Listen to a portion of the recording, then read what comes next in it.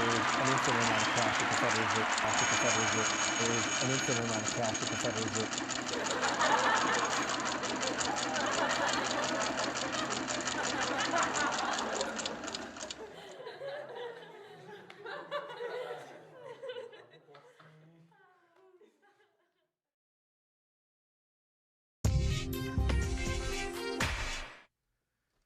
Good morning, Bitcoin. Today is Tuesday, June 23rd, 2020. My name is Thomas Hunt, and this is the World Crypto Network. The price of Bitcoin is up 1.4% in the last 24 hours, with a last of 9,685, a high of 9,795, and a low of 9,494. That's $1 for 10,326 Satoshis. Volume was at 4,081 Bitcoins changing hands. Pretty normal for a Tuesday. The market continues to lean long with 80%, and Bitcoin dominance was at around 65%. The United States is still in the first wave of the coronavirus pandemic, and experts raise concern for several states. More than 24 states are seeing a rise in new cases, and one expert warns of danger signs in more parts of the U.S. Wear your mask when you go outside. Breaking news, NASDAQ opens at all-time high. Dow jumps more than 200 points. And the price of Bitcoin is up as well because PayPal and Venmo say that they're going to roll out crypto buying and selling, according to sources. CoinDesk writes, fintech giant PayPal plans to roll out direct sales of cryptocurrency to its 325 million users, according to 3 people familiar with the matter. Currently, PayPal can be used as an alternative means for withdrawing funds from exchanges such as Coinbase, but this would be their first time to sell direct crypto. My understanding is that they are going to allow buys and sells of crypto directly from PayPal and Venmo, a well-placed industry source told CoinDesk. They are going to have some sort of a built-in wallet functionality, so you can store it there. It's unclear which or how many cryptocurrencies would be available. The industry source said that they expected PayPal would be working with multiple exchanges to source liquidity. A second source confirmed that PayPal is looking to offer buying and selling of crypto and said the service could be expected in the next 3 months, maybe sooner. PayPal declined to comment on the plans. San Francisco-based crypto exchanges Coinbase and Luxembourg-based Bitstamp were mentioned as likely contenders by the sources. Both Coinbase and Bitstamp declined to comment. It's worth noting that PayPal has a long-standing relationship with Coinbase going back as early as 2016. In 2018, Coinbase made fiat withdrawals available on PayPal for U.S. customers. Last year, European Coinbase users could withdraw to their PayPal accounts, followed by users in Canada. Meanwhile, fintech apps that offer crypto are making money. Square, the payments unicorn launched by Twitter CEO Jack Dorsey, rolled out Bitcoin purchases in its Cash App in mid-2018. Cash App reported $306 million in Bitcoin revenue in its recent earnings report. London-based Revolut, which began offering crypto to users following a 2017 partnership with Bitstamp, raised $500 million in February, valuing the platform at $5.5 billion. Robinhood, the fintech app that thought to be fueling the recent retail boom in equities day trading, first offered crypto in February 2018. I don't know why they keep saying crypto and not Bitcoin, but Bitcoin, as well as crypto, is increasingly seen as an obvious way to bolster users' numbers on fintech apps and to create new revenue streams. Indeed, PayPal CEO Dan Schulman has made it clear his plan this year is to aggressively monetize Venmo, which has more than 52 million accounts. PayPal also has a hiring push going. Around the start of 2020, PayPal posted job openings to ramp up its new blockchain research group. PayPal posted around 8 engineering positions, 4 in San Jose and 4 in Singapore. Following PayPal's short-lived dalliance with the Facebook-led Libra project last year, the focus is now on expanding its own payments expertise, one of the sources added. In an interview with CoinDesk earlier this year, PayPal Chief Technology Officer said that the company wanted its own perspective and view on blockchain technology itself to see how it can help us contribute to the concept of creating an open digital payments platform that can serve everyone. He said he was unable to comment on any of PayPal's specific plans. We are a strong believer in the potential of blockchain. The digitization of currency is a matter of when, not if. PayPal's also said to be hiring crypto engineers amid rumors of Bitcoin integration. There are 2 public-facing job listings for crypto pros to go to work for PayPal. Oh, come on, Cointelegraph. What's with this art? At least put a Bitcoin logo in there. PayPal logo, anything? Is Ethereum price on course to $300 as DeFi coins skyrocket? Ethereum's Ether is taking advantage of Bitcoin rallying early this week and looks to break a key resistance level on the road to $300. Interesting stuff, as the price of Bitcoin is causing people to ask. The main question is, can Ethereum finally start catching up to Bitcoin? Ether facing resistance at 250 as the final hurdle before accelerating towards 300. Short-term test of 234 is not out of the books for Ethereum. It does nothing. Buy Bitcoin. Don't protest, says Max Kaiser. Bitcoin is the best exit strategy from financial oppression after COVID-19, Kaiser argues, as one economist says the Fed's balance sheet will never shrink. There is an infinite amount of cash at the Federal Reserve. We heard that. Crypto market stuck in negative trend with Bitcoin below 10,000. Does seem like the big number is holding us back. And we talked about PayPal and Venmo. Bitcoin can be now purchased with cash at 7-Eleven and CVS with this new app. Bitcoin ATM company LibertyX has teamed up with retailers 7-Eleven, Rite Aid, and CVS to bring its cash for crypto services to 20,000 locations. That's awesome. You can now pay for Bitcoin purchases in cash at 20,000 participating locations across the U.S. For right now, most fees are waived, but you'll have to join a wait list to use this service. This is great stuff. As it says, Bitcoin ATM company LibertyX is expanding its horizons on its mission to make Bitcoin available on every block in America. Rather than dealing with ATMs, LibertyX is making it all possible through their iOS or Android app, which is then scanned at a participating retail location to make the cash transaction. Here's how it works.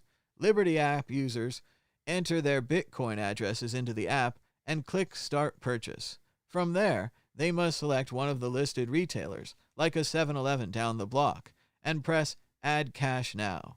The cashier at the 7-Eleven store then scans the LibertyX barcode, and the customer hands the cashier the dough, between $20 and $500. All that's left then is to pay the necessary fees, the $4.95 retailer service fee, and the customer-selected miner fee, and click Convert to Bitcoin on the app, and presto, Bitcoin bought with cash, complete. So try it out today, I guess. Is it working now? Seems like it's working now. LibertyX currently has a store locator on its website that'll point customers to the nearest retailer who will take cash for crypto. Yes, of course, they KYC their customers, requiring name, address, date of birth, and a photo ID for all users, according to a FAQ on their website. Unfortunately, it's not set yet. Oh, come on. The whole article down to this. If you sign up, you'll be added to a wait list, and it's unclear when it'll be live, but it sounds like a great way to buy Bitcoin with cash, of course, KYC'd through the website, with Liberty X. So try that out. Let me know how it goes. The big reveal in the Bolton book. Trump hated Bitcoin all the way back in 2018. A devastating revelation, we know. And so it's just a classic retelling of the story we talked about over the weekend when the Bolton book leaked. As everyone knows, you can download it all over Twitter, but they all link to the same Google Docs. So that's going to go down eventually. But for right now, Bolton's book is free on Twitter and Google Docs. Let's see, we seem to have more details on Bitcoin. They said originally go after Bitcoin. Of course, Mnuchin didn't go after Bitcoin for fraud. He actually did more like the opposite. And he, unlike Bolton, is still employed by the U.S. government. Trump seems to know that China controls Bitcoin, and Mnuchin doesn't seem to care. Mnuchin never went after Bitcoin. Indeed, Trump's administration has supported Bitcoin and Ethereum at the expense of American-made cryptocurrencies. This has happened even as China has tightened its grip on Bitcoin and Ether mining. The Trump administration, by refusing to provide a clear regulatory framework for any other cryptocurrency, has given a boost to Bitcoin and Ethereum, and now China is within arm's reach of controlling both. It's fair to say, if the future of money is digital, the Trump administration is ceding the future of money to China.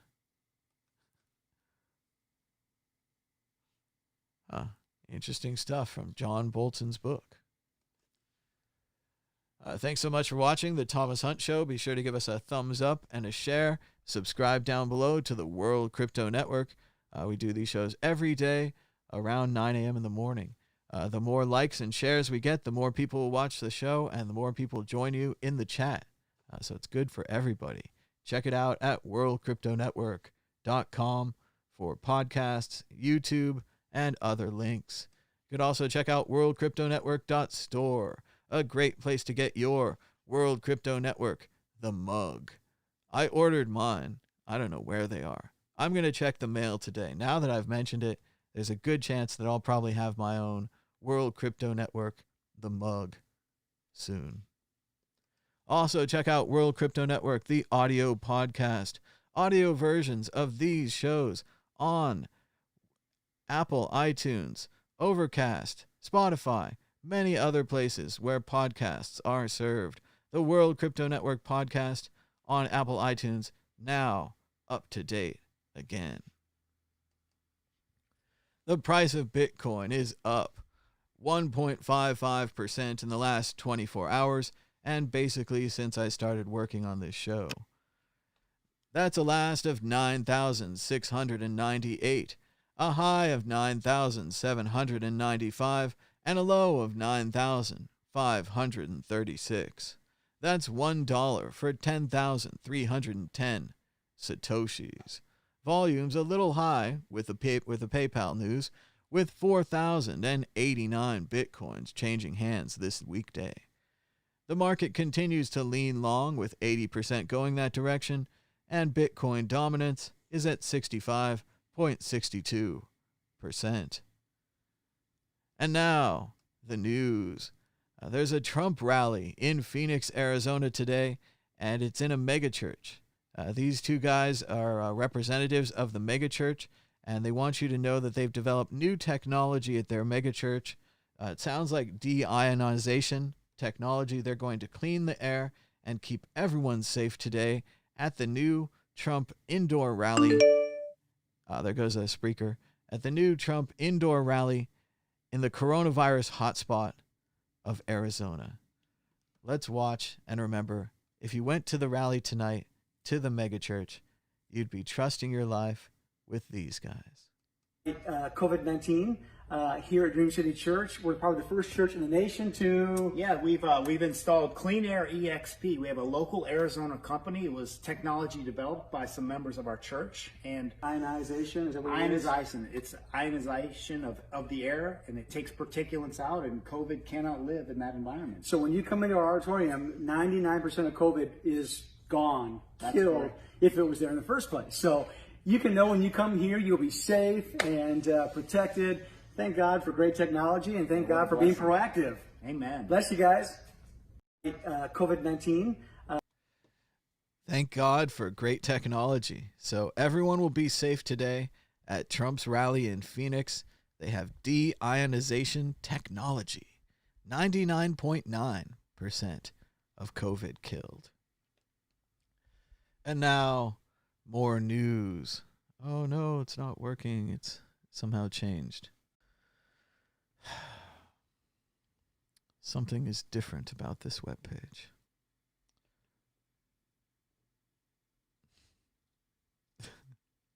Oh well, fascinating. Let's keep rolling. Christopher Franco agrees with me. He says, Biden-Romney would have melted fucking brains. Yes, it would have been an amazing ticket if only Joe Biden hadn't put himself in such a box. Joe Biden isn't allowed to pick his own vice president, so we just have to wait. We have a shocking report from Scott Dworkin that Trump has confirmed slowing coronavirus testing because it looked bad for him. Americans got sick and died because of this fraud and negligence. Trump belongs in prison for the rest of his life. Not joking. Powerful stuff from Scott Dworkin as I stall and work on the Twitter view. I tried to make it bigger, and instead, it got too big. Open Broadcaster is very powerful. Maybe too powerful.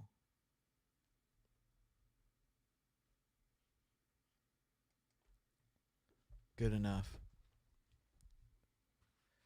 Yamish Al-Sindor says, the press secretary says Trump is using the name Kung Flu is an indictment on China and not about blaming Asian Americans for the virus.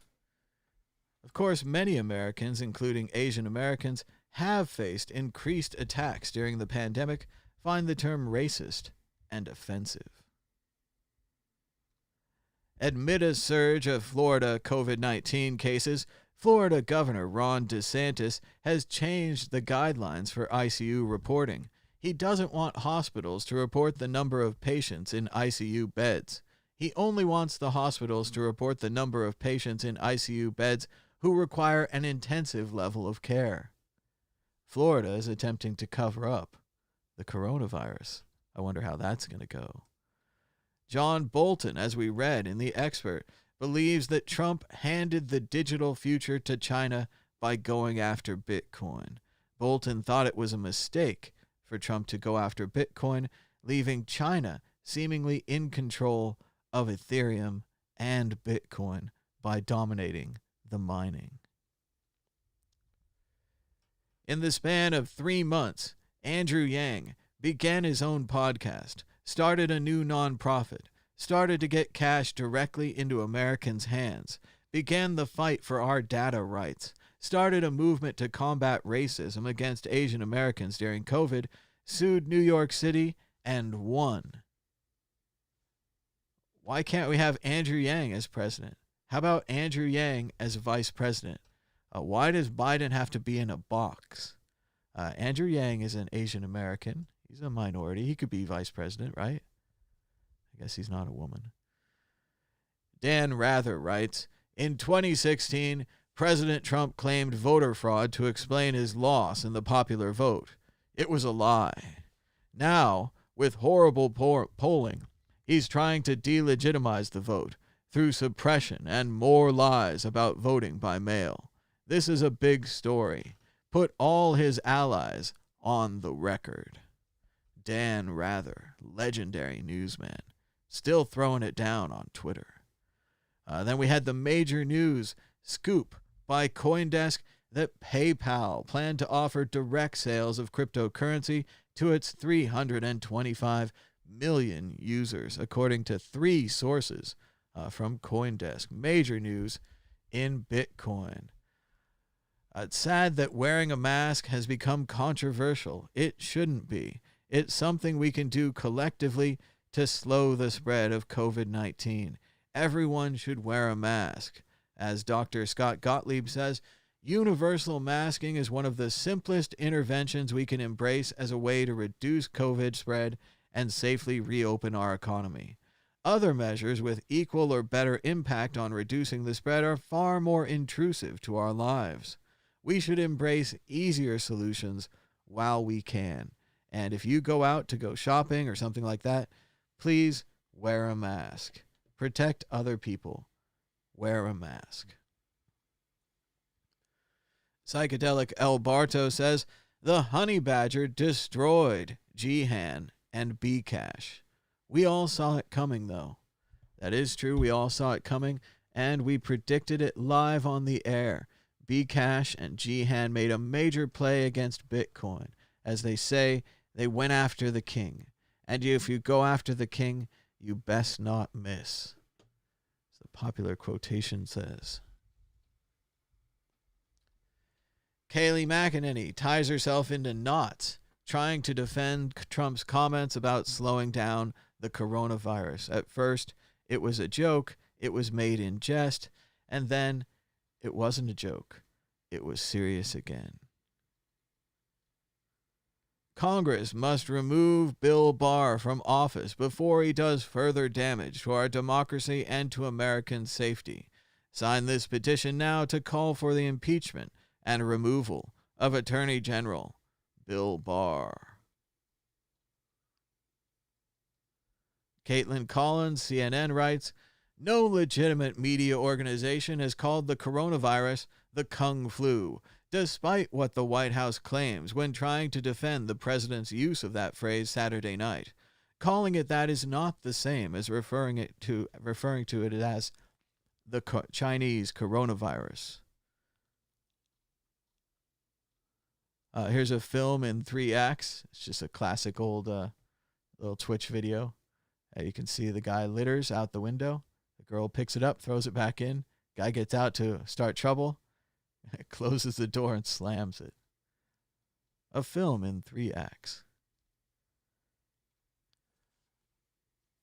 Let's listen to Kayleigh defending the president's Kung Flu remarks. Basically, she seems to say that he didn't say it, but we all know he said it.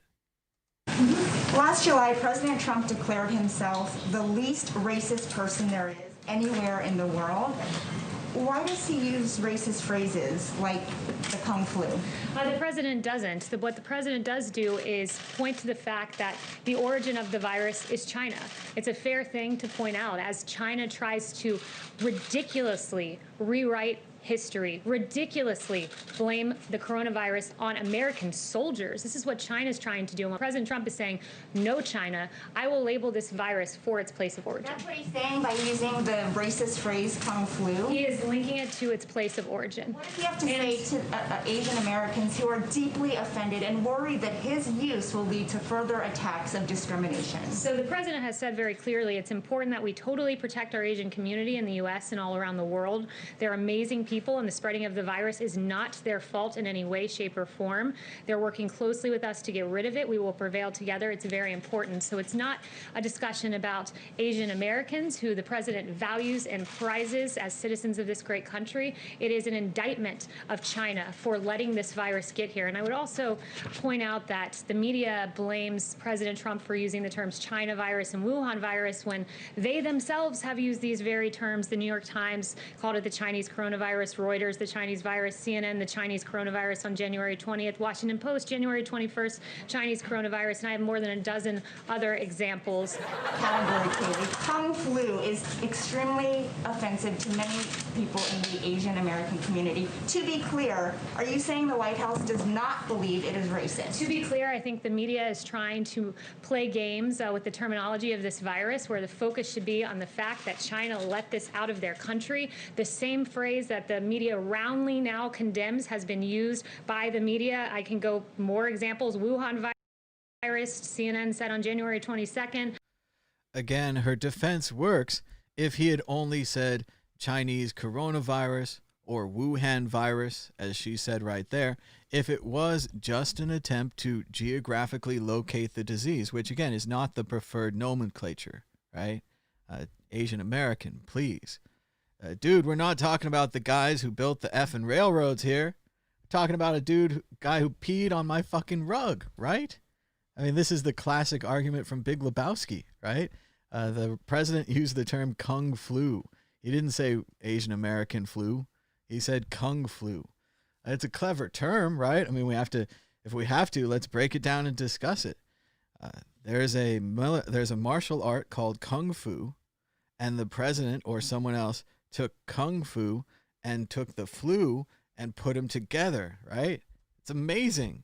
That's the racist statement. That's what they're talking about when they ask you why the president is using this term.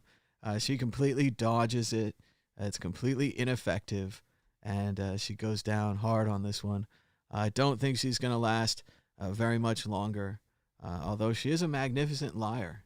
She's got a lot of class as a propagandist and a liar. So, we also had the major Apple announce yesterday. Apple announced that they have car key now for a BMW Series 5. You'll be able to unlock your car with your phone, start up your car with your phone, everything that you've ever wanted. You could loan your car to your friend by sending them the key. You could probably also do that for valets and everywhere else that would accept your car key. So it's a pretty cool announcement. A lot of other iOS announcements. Maybe we'll talk about them later. Mainly widgets. So Android users, I hear you making fun of me. But yes, my iPhone will finally have widgets, which is going to enhance my favorite game, moving around my icons. I'll now also be able to move around and resize my widgets, making my screens even that much harder to lock down and perfect. Dan the Dark Pill, however, used the announcement of car key as a great chance to make fun of Ethereum and the DAO. A lot of people have forgotten. A lot of people never knew it in the first place. But the very first DAO, unfortunately, for history, there's lots of great ideas for digital autonomous corporations, right? Like I always thought a record label was a great idea for this thing. It gives you the money up front. You go record the thing, you upload it to iTunes, it makes a certain amount of money. That money goes back into the record label. The record label then takes that money, cuts it up, gives it to other artists. They make records. It's a proof of record system, right? They have to make the album to get the money. And it probably runs out of money. But in the same way, if someone wanted to support the record label DAO by putting money into it, say like an angel investor, and they just put, $100,000 every year into the record making machine, there would be more music, right? And this could be used for anything else, for reducing poverty, increasing the amount of the rice that we grow, whatever you want to do. But instead, in their infinite wisdom, those kids that just ran ahead of everyone else, they just went straight ahead.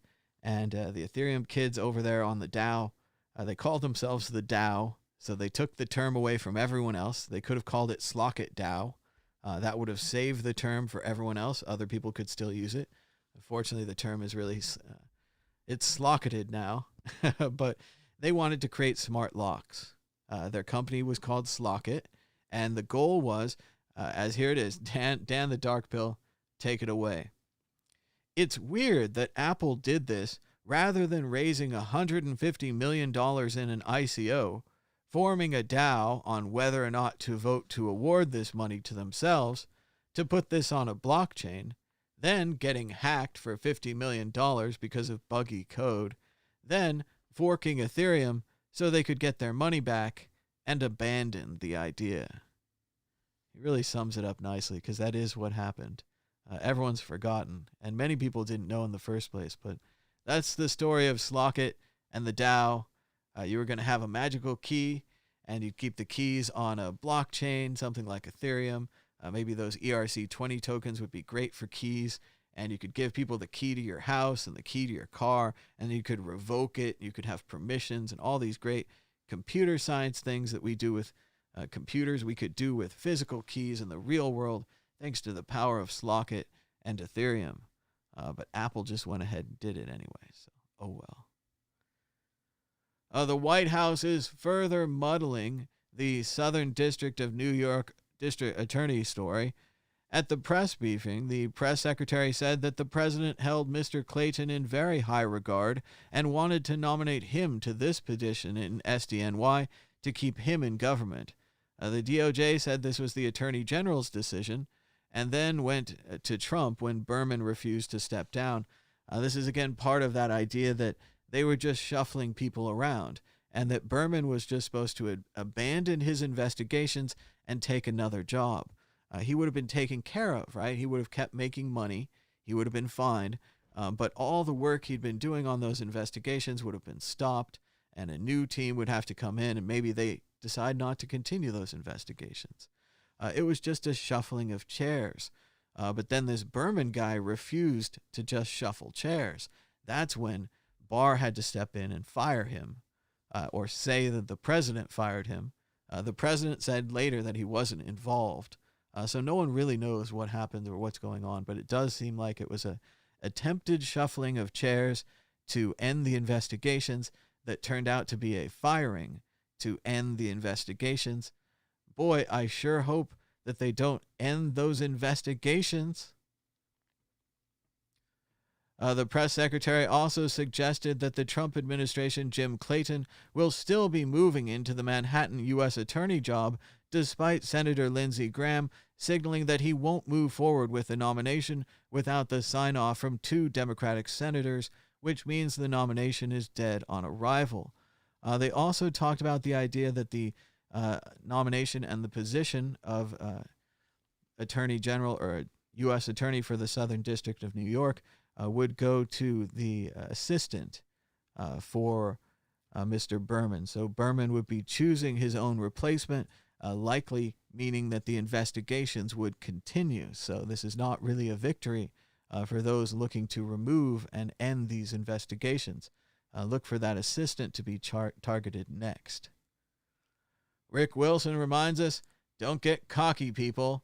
Bill is right on. And quotes again Bill Kristol, conservative, William Kristol. I don't know this Bill stuff.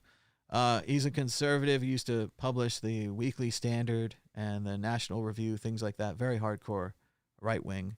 And now he's an anti-Trumper, and he says, you look at the polls and you think he can't win. But Trump's path to victory doesn't depend on persuading Americans. It depends on voter suppression, mass disinformation, foreign interference, and unabashed use of executive power to shape events and perceptions this fall. So it's not over yet, not over by a long shot. And if the election is the only lever we have left, if everyone's thinking, we're going to do it, we're going to push the red button, we're going to pull the big lever, we're going to save democracy. Does anybody have a contingency plan? What if that lever doesn't work?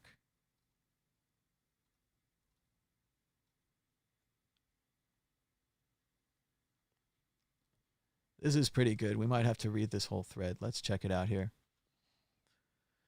Oh, that's what happens when I go to the thread. It breaks it. Twitter, you're so crafty. This is Justin M. Bourdeau at Justin M. Bordeaux. He says, okay, let me break this down for you. The K-pop kids didn't cause the rally to be poorly attended. Having an indoor rally in the middle of a pandemic did that. What the kids did do was absolutely wreck the Trump campaign's voter tracking and ID system. Let me explain. At their most basic level, campaigns are about 2 things. Number 1, figuring out who's going to vote for you.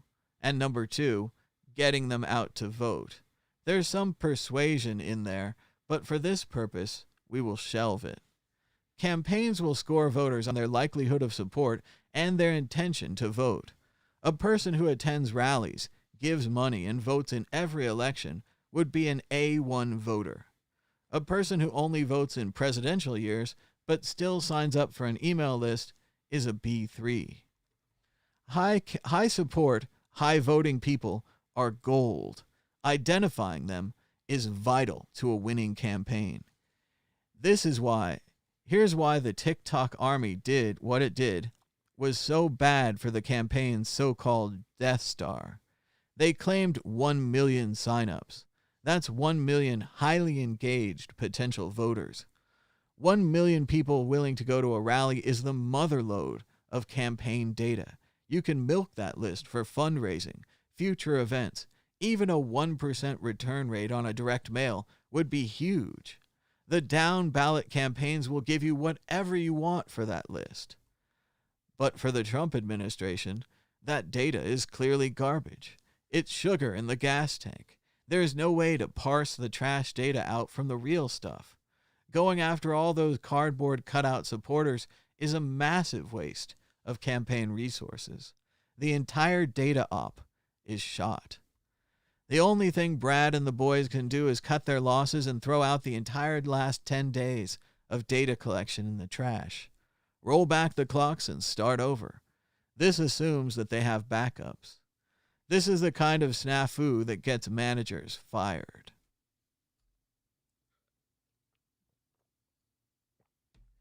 And of course, remember that Brad Parscale famously took credit when he was claiming that they had 1 million signups. He said that it was a massive data haul. He said those words publicly on Twitter. He bragged not just that people were signing up for the event, but that it was a data haul. Impressive stuff from the K-pop kids. Florida is changing their ICU reporting. Gwen Graham writes, "Wow, the level of COVID deception in the Governor Ron DeSantis administration is appalling. If intensive care unit beds are full, the beds are full and unavailable. This is a dangerous change, folks."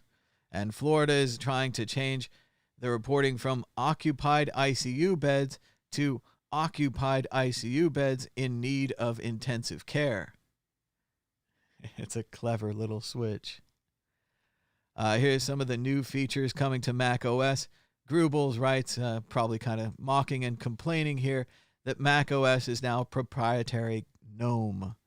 Fortunately, GNOME was open source, so I guess they could take it anyway. But yes, they've made it very open and clean looking, removing most of the controls, hiding most of the controls, kind of dumbing down the operating system, but at the same time, you don't use that many of these other buttons and features. Let's see, can we see the other pictures? There's what the messages will be like, photos and widgets across the entire operating system. Just very, very plain and clean. Sounds all right with me. And widgets everywhere. Another reminder from Grubels and others who remind us of the UASF and what Bitmain tried to do to Bitcoin. Jihan Wu, and during the UASF, tweeted this picture of, I think it's a Jonestown massacre or one of the ones where they all drank Kool-Aid, implying that the UASF users were drinking Kool-Aid. We all know that he was wrong. The UASF won. Bitcoin users who did not want bigger blocks won, and they implemented SegWit and other proposals that broke Bitmain and destroyed their ASIC boost advantage. Their big bet on Bitcoin Cash, a fork of Bitcoin designed to fight UASF and SegWit Bitcoin, failed, losing 95% of its value. Jihan Wu is now in major trouble and might lose his company, Bitmain. Never forget what they tried to do to Bitcoin. We've got good news and bad news from Miami. Now that Florida is over 100,000 cases, the Miami mayor has started to act, mandating masks and even handing them out in some areas. And again, we don't have any national leadership in the United States. We have a complete leadership crisis. There is no president. There is no United States right now. That's why we see these ground-up cases like the mayor of Miami being the only way that we can save ourselves from the coronavirus, because the national leadership simply doesn't believe in it. SoCal writes, I always knew that PayPal would eventually surrender to Bitcoin, but after a decade of financial persecution at the hands of PayPal, they can fuck right off with their crypto buying and selling. I won't be using them. And certainly it's not about crypto users who have definitely been messed with by PayPal for doing the same thing that PayPal is about to start doing professionally. Buying and selling Bitcoin on crypto, buying and selling Bitcoin on PayPal has always been a problem in the past, as well as just sending things generally on eBay. PayPal is the king of freezing people's accounts. They had massive fraud problems and continue to have them. Now they're going to bring all that to Bitcoin. All right. White Rabbit reminds us that the US dollar is infinite. There is an infinite amount of cash at the Federal Reserve. Whereas Bitcoin only has 21 million units. Choose wisely where you store your time value. I think this is an important idea we need to remember. It's always about our time. It's always about our time value. If you're working right now, you're probably working on a clock. You're probably working on time. Wouldn't it be great to get some Bitcoin and to buy some of that time back? Charlie Shrem is excited because many of us came here after PayPal banned us, and now we've tamed the beast. There is something kind of poetic and beautiful about how many people have had their PayPal accounts frozen and then discovered Bitcoin and started using Bitcoin directly for their freelance and other businesses. Now PayPal has come back. It's kind of nice. It's like a circle completing itself. Robert Reich says, to summarize, it's bad because it hurts Republicans by increasing turnout, and Democrats use it to commit virtually non-existent voter fraud. But it's fine if Trump and his lackeys do it. And Trump, Ivanka, Jared, Kayleigh, Kellyanne, Mike Pence, Ronald McDaniel, all voted by mail. So it's okay if they do it, but not okay if you do it. We're looking at a graph of the 7-day moving average of new cases of the coronavirus. As you can see, the green line is the United States. The pink line is the European Union. The European Union has gone down and has less than 5,000 new cases in the last 7 days for over 2 weeks. The United States seemed to go down. We did hit a plateau. We did flatten out the curve, right? But then we went right back up just as we predicted right here on this show. If you've been watching us, you've been watching in horror as Science Everywhere predicted that the virus was still out there at this level, right here, still out there. And that if you reopened, it would go up. And here it is. We reopened, it went up. If we had stayed closed for just a few more weeks, as we begged with you on this show, maybe it would have gone down to like 15,000, and then we could continue to fight it. But it didn't. And as Richard W. Painter, former U.S. attorney, says, are you tired of winning yet? I'm getting a little tired of winning. We have a sad farewell to director Joel Schumacher, 1939 through 2020. Joel Schumacher, his Hollywood career started as a costume designer. Before he was a director, he's most known for his 2 Batman films, pretty much the unpopular ones, but also launched the careers of Matthew McConaughey, Colin Farrell, and many more.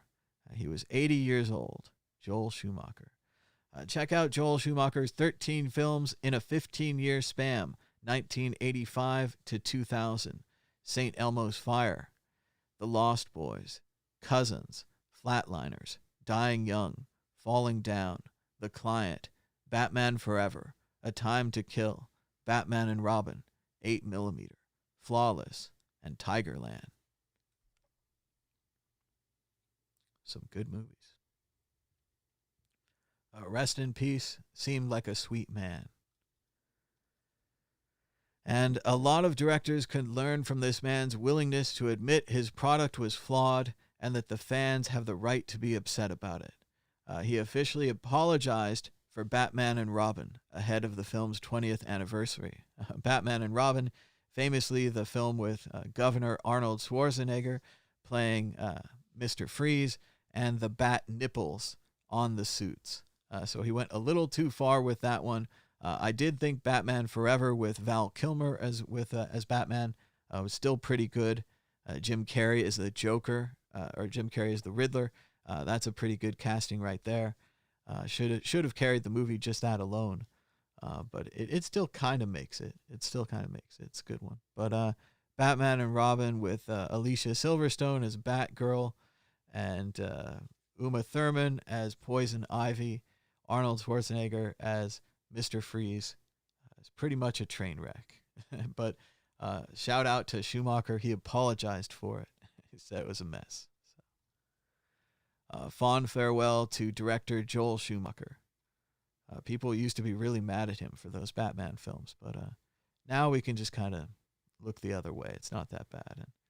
And looking at the rest of the list, I mean, St. Elmo's Fire, classic Brat Pack film. Lost Boys, pretty classic. Flatliners, this is interesting films. Dying Young, these are thoughtful films. Falling Down is an interesting thing if you wanted to rewatch it today. It's actually about a white man going crazy because of politically correct culture, and probably has a bunch of negative statements in there as well. An interesting and a very early look at kind of the subculture that we're seeing celebrated now with the MAGA and the Trump movement. Falling Down would be an early source material to try to understand what would later become such a large plague to take over this country. The Client, solid Grisham film. I don't think I've seen that one, actually. Batman Forever, of course, is pretty good. Time to Kill, another Grisham film. That's pretty good, pretty well done. About 8mm, very creepy Nicolas Cage movie about pornography and such, I think. Flawless, I don't know. And then Tigerland, I don't think I know. But it's pretty good films. Joel Schumacher. 1939 to 2020. Jeff Tiedrix says, let's unfox this gibberish. Protesting is constitutionally protected speech. Voting by mail has been in effect for decades. Voting fraud is a rounding error away from 0%. The entire military votes by mail. Your demagogue president votes by mail. So does Bill Barr. So again, voting by mail is the best system for voting. We should switch to 100% voting by mail and 100% registration. And then we should still have voting day as a holiday. Everyone would vote. AOC's opponent, former CNBC contributor Michelle Caruso Cabrera, was a registered Republican who lived in Trump Tower before moving to Queens. Nearly 4 dozen finance industry executives and investment bankers are bankrolling her campaign. Pass it on.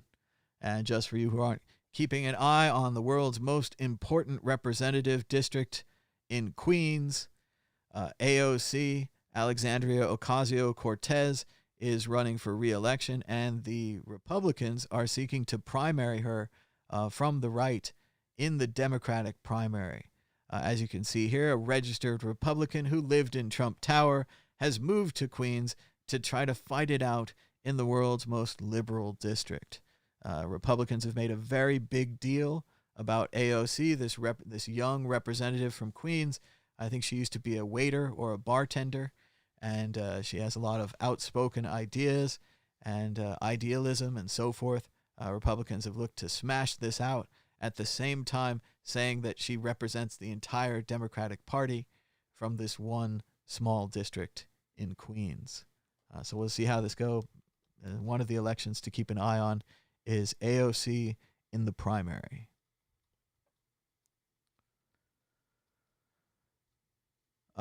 Peter Navarro said that Trump was joking about slowing down coronavirus testing. Kayleigh McEnany said Trump was joking. The entire right-wing ecosystem said Trump was joking, but Trump says no, he wasn't joking. He did slow down coronavirus testing. He wants to slow down coronavirus testing. And he continues with this ridiculous idea that testing causes the disease. Just a quick recap from The Simpsons. There's a great episode where Lisa explains to Homer that's specious reasoning, because Homer believes since the Bear Patrol has been instituted, there are no bears in the neighborhood. Therefore, the Bear Patrol is working. And Lisa says, no, that's specious reasoning. By your logic, this rock keeps tigers away. And Homer says, without missing a beat, he says, Lisa, I would like to buy your rock. So here we have at the presidential level, first, the Big Lebowski, Asian Americans, please. Now, Homer Simpson with specious reasoning that testing causes the virus and that more testing leads to more virus, and that if we didn't test at all, there would be no virus. It doesn't make any sense at all. Also, we're ignoring per capita numbers again. The United States may have done more tests, but because we have more people, you have to, mathematically compare those tests to the population to get the percentage, then compare the percentages with the other countries, and we're not at a good percentage of our people. We've not tested all of our people for the virus even once. But anyway, let's hear him defend it once again. Homer Simpson, now President of the United States. On Saturday night, you said that you told your staff to slow the testing down to improve the numbers. Does that mean someone watching this right now on their local news is not going to get a test because you asked your staff? We do more testing than any country in the world by far, 25 million tests. Other countries do 1 million. Every time you do a test, as you do more tests, it shows more and more cases. So we're so far advanced, both in terms of the quality and the amount, and we're doing all these tests and it shows cases. If other countries aren't doing, or if we did slow it down, we wouldn't show nearly as many cases. You're showing people that are asymptomatic, you're showing people that have very little problem, you're showing young people that don't have a problem, but we're doing so much testing, 25 million tests. Nobody thought that was But did you possible. ask to slow it down? If it did slow down, frankly, I think we're way ahead of ourselves, if you want to know the truth. We've done too good a job, because every time we go up with 25 million tests, you're going to find more people. So then they say, we have more cases in the United States. The reason we have more cases, because we do more testing than any other country by far. The reason we have more cases is because we do more testing. Seriously. We have more good news from Ramp Capital. Let's see if we can get this one up full screen so you can see the charts. Here we go. Looks like Biden joins the new 52-week high list, and Trump has entered into a bear market. These are the prediction markets where people gamble their own money on who will win the presidential election. You can see Biden pull out of the pack here as Warren's chances fade. We can see an early front runner here. Is that supposed to be? Oh, that's Sanders at the end and Warren here at the beginning. So Warren had a big chance here at the beginning and went down. Sanders had a big push at the end, but Biden up to the top. Then Biden began competing with Trump for who would win head-to-head. And recently we've had a major cross with Biden pulling far ahead of Trump and Trump entering into a jagged downward decline. They now say, according to the prediction markets, this is people betting with their own money, 54.8% chance that Biden will be the next president, a 41% chance and falling that Trump will win, according to prediction markets. The Culinary Union in Las Vegas says that masks should be required in all public places of Nevada hotel casinos. And this is another one like not wearing masks early that is going to be seen as a classic blunder and a major long-term destruction to tourist value. Las Vegas did not require masks. The governor failed and did not require masks because he, quote-unquote, feared a rebellion, certainly a rebellion of stupid people not wearing masks. It's time to stop weighing our pandemic policies based upon the ignorant. If you're ignorant to wearing masks, we have to deal with that problem directly. We can't just not protect everyone else. And the culinary union is on the right side here. Meanwhile, the casinos are rumored internally to be adopting their own mask policies. Casinos like the Wynn, who have major roots in China, have been handing out masks at the door and making them required. So it would be a safe place, relatively safe, to gamble. Whereas other casinos have lots of raw breathing going on all over the place, so everyone can take all their viruses and germs back home from their families. Remember that trip in Vegas? Killed half the family. Made us all sick. We'll never go again. Stonehenge is saying that they should scrap the plans for a tunnel. Archaeologists have found a Neolithic discovery. They found a large circle of shafts, small wells that had been dug exactly apart, 30 paces apart, something like that. Well, 30 paces, well, in a perfect circle surrounding the entire area near Stonehenge. We really know hardly anything about what these people were up to, what they were marking on these earth. It's kind of like they gave the earth permanent tattoos, and they went to a lot of trouble to do it. And new technologies are allowing us to scan more underneath the earth, and we were able to find these in a already well-covered area. A lot of people have explored the area. There's multiple monuments in the area, major Druid activity, and yet still we're finding out new things underneath the ground thanks to new underground scanning technologies, right? This is amazing. They had a similar story last year, a couple years ago in Belgium, where they had a World War I battlefield, and they had kept it relatively clean. They had kept people out of it. And so they scanned it again with like a flyover and underground technology and all kinds of the new scanning machines that they have. And they found all kinds of details that they didn't know. They found little parties and groups of people who had been cut off. They found where they had had fires, and then they found more things that they'd left behind. And the battlefield came to life again thanks to new technology. So it's really exciting stuff going on in history. And yes, we're not going to build, let's not build a tunnel there. They wanted to build a road tunnel near Stonehenge through this area to reduce traffic, which is great. Normally I'm all about reducing traffic, but let's not drive a tunnel through this area that we hardly know anything about. So interesting stuff from Stonehenge. Oh, more bad news from the United States. Trump is expected to, and eventually did, suspend H-1B visas until the end of the year to prevent international students / postdoctorates from coming to the United States. Academic research in the United States used to be the envy of the world, in no small part because it opened its doors to international scholars.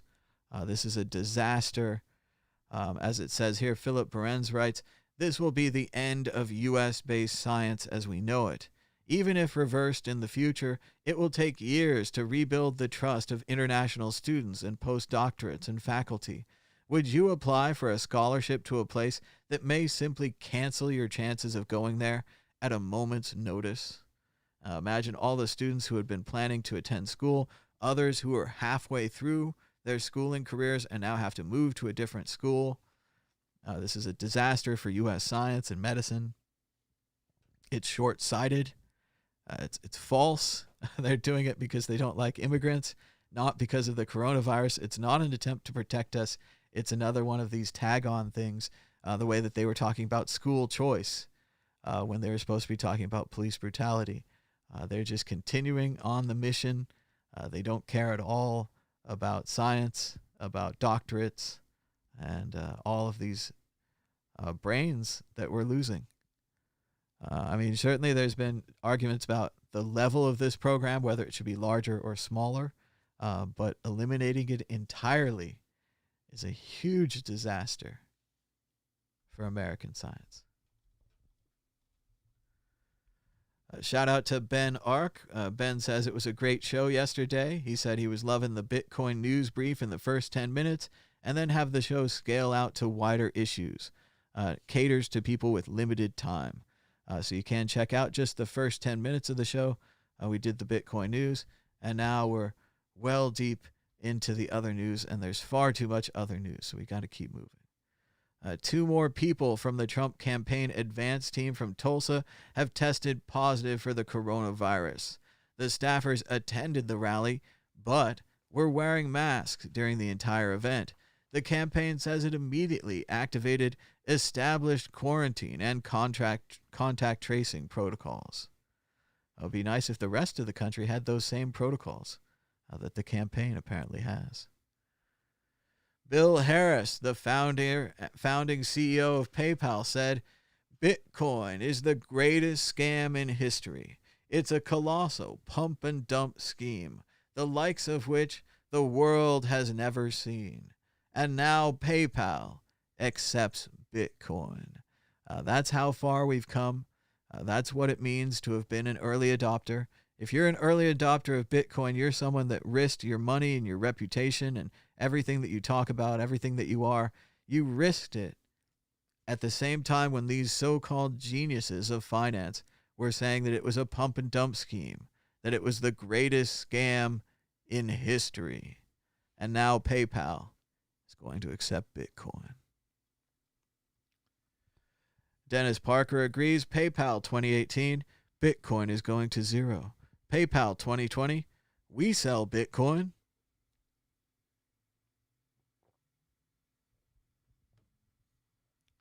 It's a pretty major change. And a beautiful moment after another distressing and sad moment in America. NASCAR drivers march in solidarity behind Bubba Wallace after a noose was found in his stall.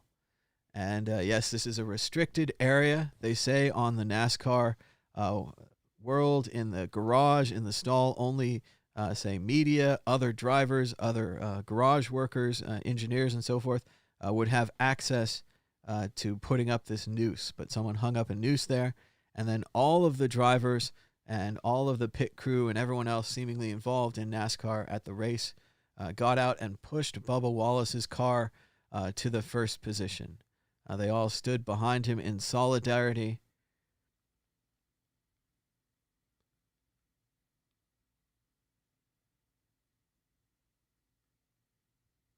Pretty powerful and moving moment. Reminds me of when Colin Kaepernick protested for police brutality and everyone came out against him. But things have changed now, and this is good to see from NASCAR, formerly the place where you would see Confederate flags. And the noose was likely given to Bubba Wallace here because of the ban on Confederate flags. And now NASCAR, even, the NCAA, the College Basketball Association and elsewhere, said they would not remove all tournaments from states that still had the Confederate flag as part of their flag. So slowly but surely, things are changing, at least symbolically.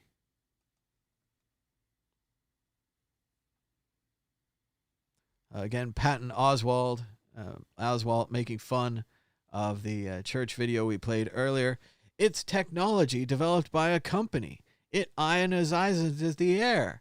The guy who made it goes to our church. He says it works. So they're having another rally today, and I'm sure they're going to be safe because they're ionizing in the air. The PayPal news made the price of Bitcoin go up. At one point yesterday, Bitcoin was up 4.8% to 9,763. So quite an impressive spike up on the PayPal news. It's rounded off a little now, given some of it back, but still at 9,668. On the same day that Joel Schumacher passed away, they announced that they're retconning, which means reverse continuity, one of the best phrases from comic books. They're reverse continuing Batman Forever and Batman and Robin so they can get Michael Keaton back.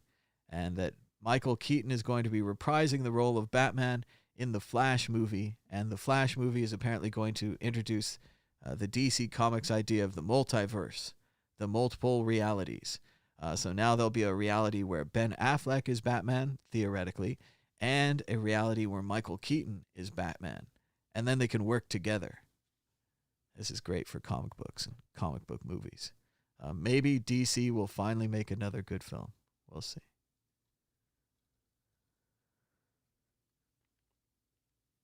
To all of you Donald Trump enablers at the White House and GOP who said Trump was joking about slowing down testing, he made you look like liars and fools again. He's not joking. He's pathetic, stupid, and dangerous. Ted Lieu, candidate for the U.S. House, in the California 33 District. Trump tweets again, and he got flagged for this. Trump says, because of mail-in ballots, 2020 will be the most rigged election in our nation's history, unless this stupidity is ended. We voted during World War I and World War II with no problem, but now they are using COVID in order to cheat, using mail-ins.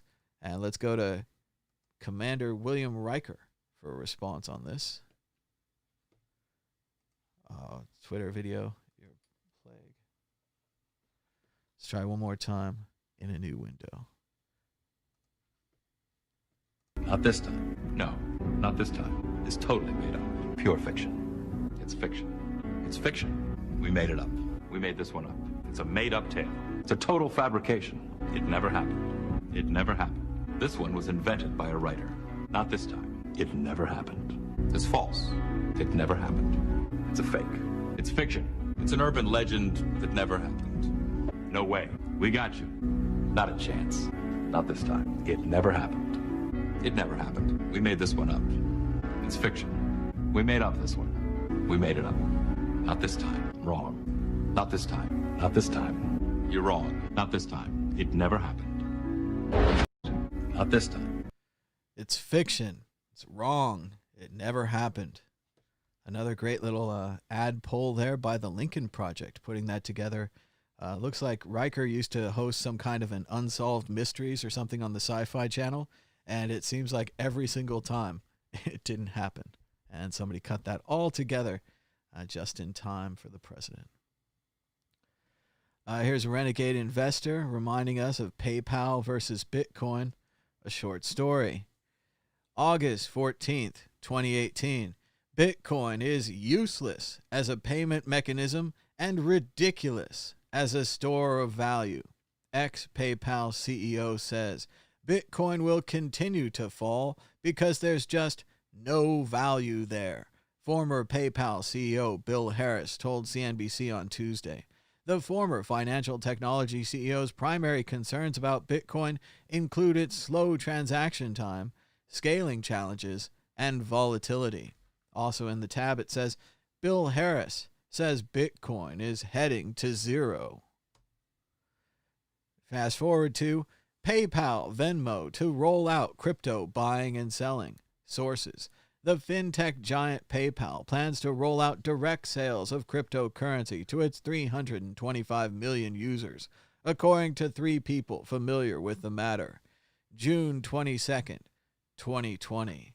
What a difference 2 years makes for PayPal.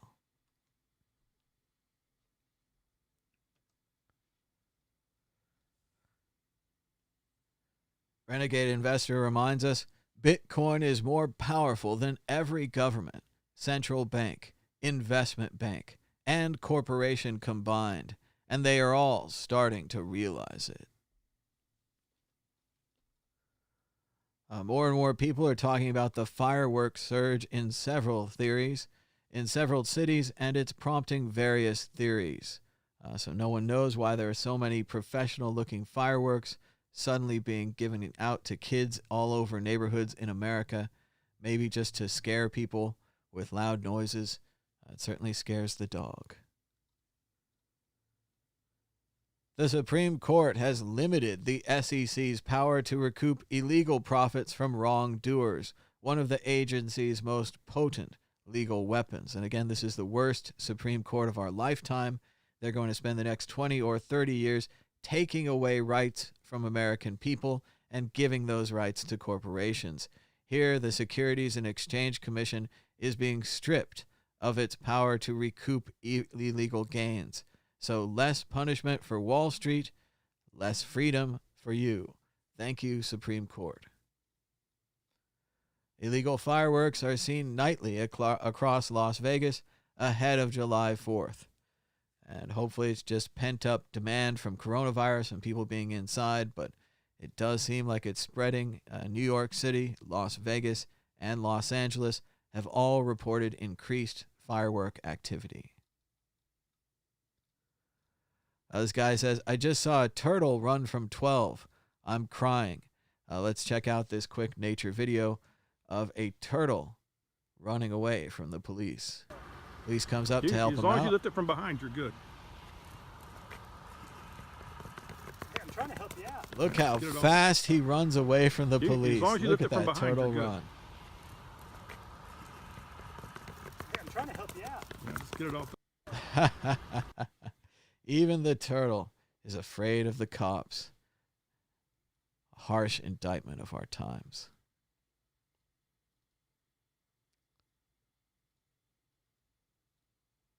We talked about this, but now it's official from the New York Times. Breaking news 21 hours ago.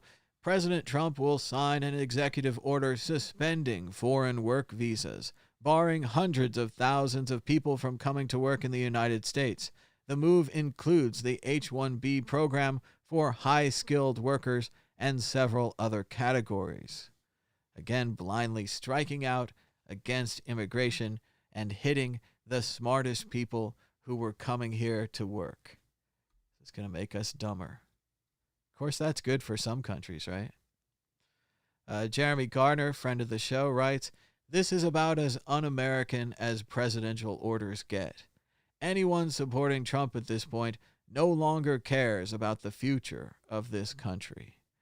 And it does seem, again, like another action by Trump that hurts America. The expression, cutting off your nose to spite your face. Something like that. Penny wise and powerful. He's just, seems like he has no interest in the future of America at all. It almost seems like Trump owes a large amount of money to someone, and that whenever he has to make a big decision, he has to run that decision by someone else. It almost seems like that. It's 108 degrees today in Las Vegas, supposed to be a record-setting 109, so I wasn't going to go outside anyway. But it would have been nice to go to some air-conditioned casino or movie theater if only they were all wearing masks, but they're not. Even then, huge risk. Trump's campaign insisted he was joking. Trump was given a chance to directly address the issue. All he had to say was, no, I was joking. I never asked to slow down testing. But he didn't say that because he was not joking.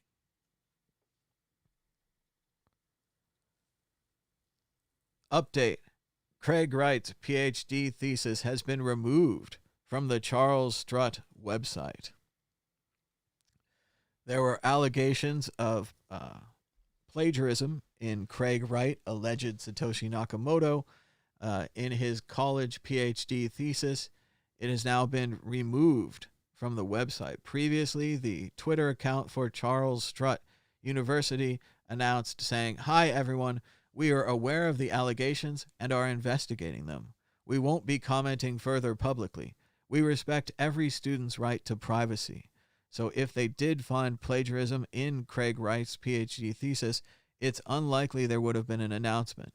Thanks to Painted Frog on Twitter for acting as a sort of warrant canary here, notifying us that the publication of his thesis has been removed. Another chink in the armor of supposed Satoshi Nakamoto. We had some action in Washington, D.C. Reporters were told to leave the White House. Amid reports, protesters attempted to remove an Andrew Jackson statue nearby. And here's one of the reporters kicked out of the White House, now broadcasting from the street. It does seem like the protesters attempted to remove the Andrew Jackson statue. Here you can see the statue with large ropes or tethers tied to it, Several protesters are on the platform attempting to remove the statue of Andrew Jackson. You can see the other protesters, arms linked in front of them, forming a line, attempting to keep the Secret Service and police back from the statue. The problem with defending a statue like this is that the protesters always know where it is. So it's always under threat once something like this happens. Story continuing in Washington, D.C. Kentucky cut the number of polling places from 3,700 to a mere 200 for its primary, reports the Washington Post. Voters report delays in getting mail-in ballots, but a judge has dismissed concerns of voter suppression. Its biggest county, where 22% of people are black, will have just one polling place open. Kentucky, home of Mitch McConnell, the worst senator in the world. Adam Newman writes, "Can you please stop setting off fireworks every night? Asking for a friend." And he's not the only one. Have a dog hiding in the bathroom. It's the hottest day of the year so far in Las Vegas. A record-setting temperature of 109. Well, not even a record. The normal temperature is 101. That's a lot. And the record would have been 115. That seems almost unbelievable. But yes, 109. I don't know, 40 maybe in the other system, 42, something like that. Very, very, very hot today in Las Vegas. So staying inside, drinking lots of water. I hope you do the same if it's hot where you live. It sounds like Bill Barr lied to the New Jersey U.S. attorney as well. Josh Marshall writes, mini scoop. New Jersey U.S. Attorney Craig Carpenino held a conference call Saturday morning with his entire staff and told them he'd only agreed to take over the SDNY because Barr had told him Jeff Berman had resigned of his own volition. It was the first he'd heard about the firing. So once again, they were trying to move around people within the administration. They didn't tell Berman. Berman learned of his resigning from the press. Then he said, "I'm not resigning." Then he was fired. So serious cover-up going on here. Yet another Saturday night massacre, although this one started on Friday for the Trump administration.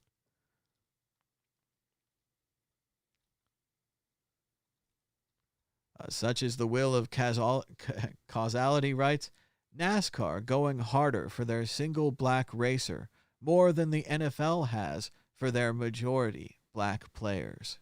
And it is a big comparison how NASCAR is standing up for Bubba Wallace, shaking hands here, hugging, just showing a lot of respect, especially, well, after they showed disrespect with the noose. So it's kind of an up and a down, right? But compared to the way Kaepernick was treated by the NFL.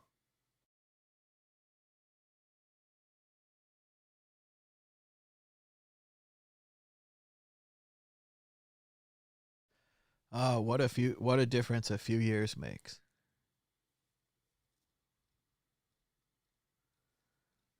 More funny stuff from Jason Scott at Text Files. He says, I question how much actual good the Internet Archive really does for ... Then he found the manual for the Scarface wall clock. And he said, I have no further comments. Thank you. No questions. Also, Casey Neistat on Twitter, now at Casey, found an amazing new cereal in his cereal aisle. Hostess Twinkies cereal. It's Twinkies this cereal. There we go. That's going to solve the coronavirus. More sugar. The Miami Herald says Trump is flat out wrong. Mail-in voting is safer, not vulnerable to fraud, like he says. So flat out wrong. Nevada's four highest single-day increases in COVID-19 cases have all been recorded within the past week. Meanwhile, in Las Vegas, They opened Wet and Wild, so now you can go on the water slides. Look at all these people not wearing masks, getting ready to go to the water park to spread the coronavirus in Las Vegas. Hashtag Team Virus.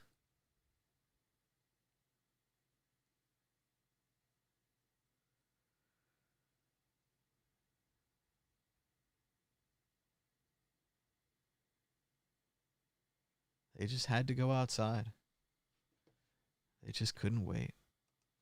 Had to go to the water park. Meanwhile, in the database and statistics community, new cases of COVID-19 in the United Kingdom, Sweden, Germany, India, Brazil, and the United States. Let's compare. A 7-day rolling average of new cases by number of days since 10 average cases first recorded. As you can see, the United States is the red line. Jumps out here to an early lead over 6,000, jumping to 18,000, jumping all the way up to 30,000 new cases. Then, United States plateaus a little, goes down to around 28,000, back up to 30, then begins declining, then flattens, and suddenly says, it's time to go outside again. Declines a little more, and then huge uptick as the United States is now over 26,000 cases again. Brazil topping above everyone with 30,000 cases. You can see Brazil's line doesn't continue. That's because they stopped reporting their data. Nice move, Brazil. So we don't know anything about them. Meanwhile, United Kingdom, Germany, Sweden, all remarkably down. India, though, a new runner, popping out to chase the United States. The coronavirus is very much still spreading in the United States of America. Trump has fired his campaign manager. He's planning to step down following the disastrous Tulsa rally, according to Vanity Fair. Temperatures in Siberia and the Arctic Circle continue to rise, very alarming. The Arctic Circle hit 101 degrees Saturday, its hottest temperature ever. This dramatic warming of the Arctic up to triple-digit temperatures was not expected to happen until 2100. So global warming is real, and it's getting worse.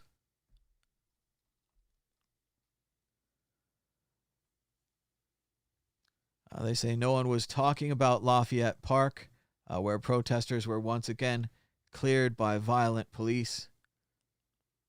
This time looks like they're using bicycles. Bicycles are the new weapon of choice for violent police.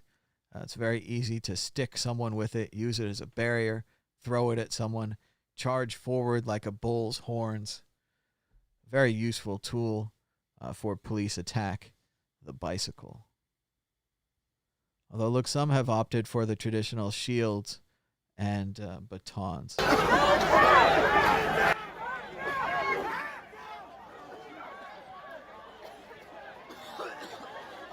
It's like the protesters are coughing. They might have used some kind of irritants or gas.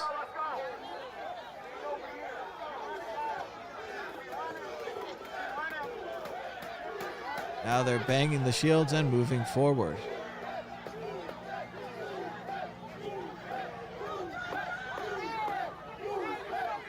They're chanting, "Move back" now. It's like a musical.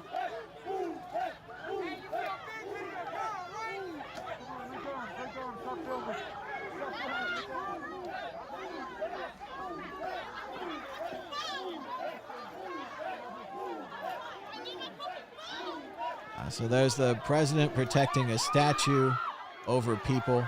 Oh, we have a skirmish.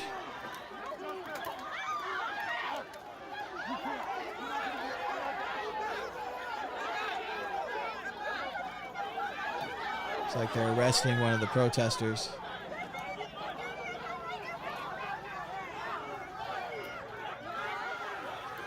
Another skirmish. Note the bicycles in the second rank there. They're moving forward with the bicycles. Don't mistake this. The bicycles are clearly weapons.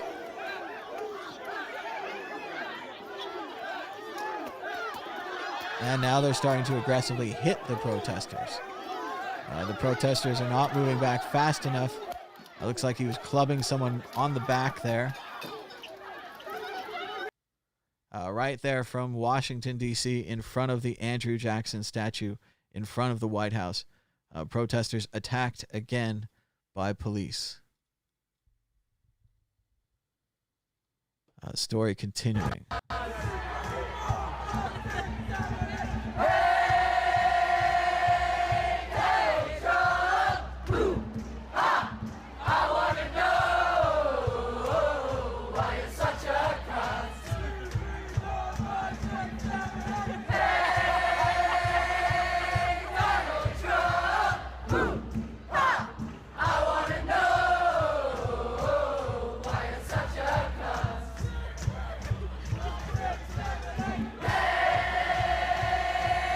Pretty cute little chant there from the protesters. We have continued footage.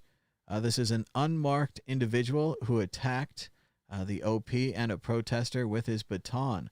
Cops did not know who he was or even if he was a government official. So if you just show up in random fatigues and join the line, you don't need identification or any kind of military uniform. You can just join the fight. This guy's wearing jeans.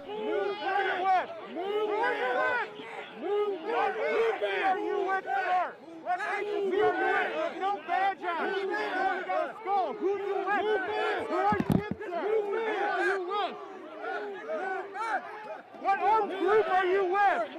Who are you with? Look, he's wearing jeans. What agency is he with?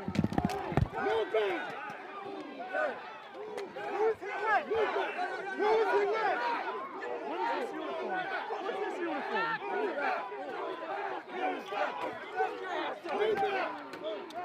Who's that defendant? This is fascinating. There doesn't seem to be any other military there.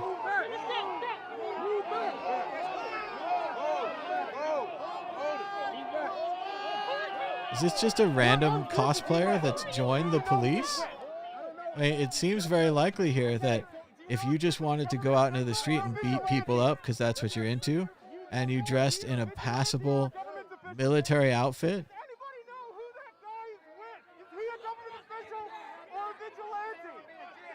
yeah. Is he a government official or a vigilante? No response from the United States Park Police in Washington, D.C. So apparently you can just cosplay and join this thing. So that's refreshing. Robert Reich says, so let me get this straight. Legislation to restore the Voting Rights Act has been sitting on Mitch McConnell's desk for months, and he will directly benefit from his state allocating just one polling place to 616,000 predominantly black voters. Can this be any more blatant? Mitch McConnell, the worst senator in the world. State by state, this is clearly the Republican strategy, says Antonio French, as Louisville, a city of 600,000 people, will have only one in-person voting place for tomorrow, which is now today's elections. Look at the United States just passing everyone in the coronavirus data, hashtag Team Virus.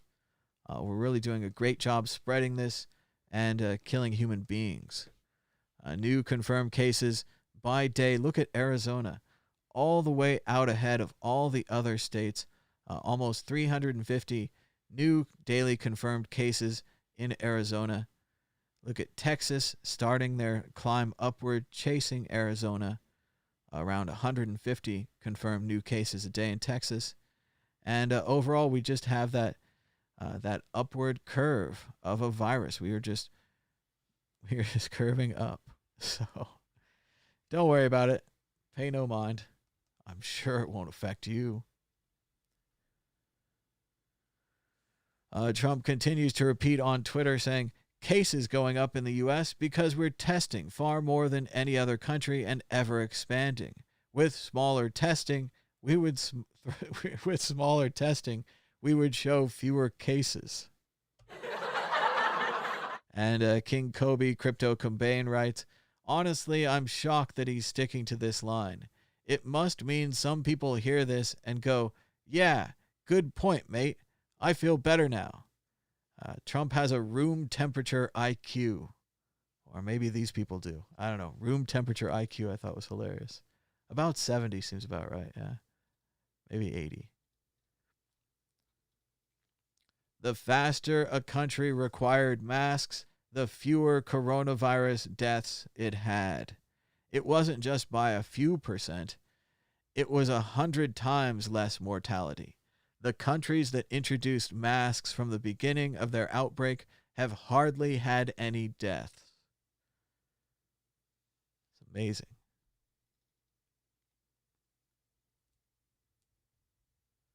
I worry that this seismic change to our Constitution is not being given the attention it urgently warrants. So I'll say again, the government wants to abolish jury trials in order to address a court backlog caused by its own cuts, under the pretense that it was caused by COVID.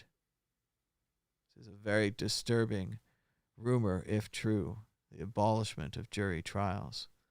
I hadn't really considered, given the coronavirus, how you would be able to sit people for a jury, as well as the entire jury system, which makes you wait around the courthouse all day, interchanging virus with everyone else. Certainly they could all wear masks, but juries are generally kept inside, whereas it would be much safer to be outside if you had to be surrounded by other people.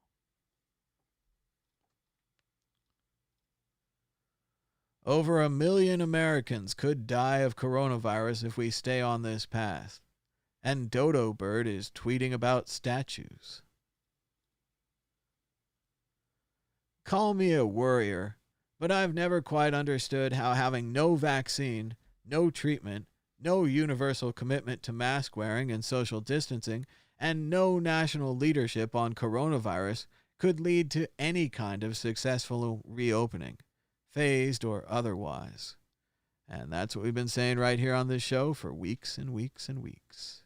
We're in total agreement.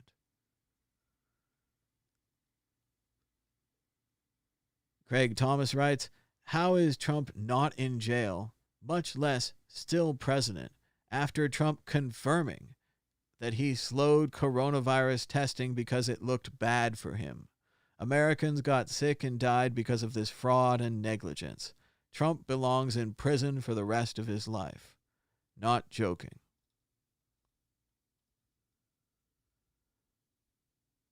More on the H-1B visas. This order is an unmitigated disaster for U.S. academia and for the country. It will have a chilling effect on the ability of the U.S. to attract the world's best scientists and engineers, even if lifted by a new administration, because of the uncertainty it creates. Disaster.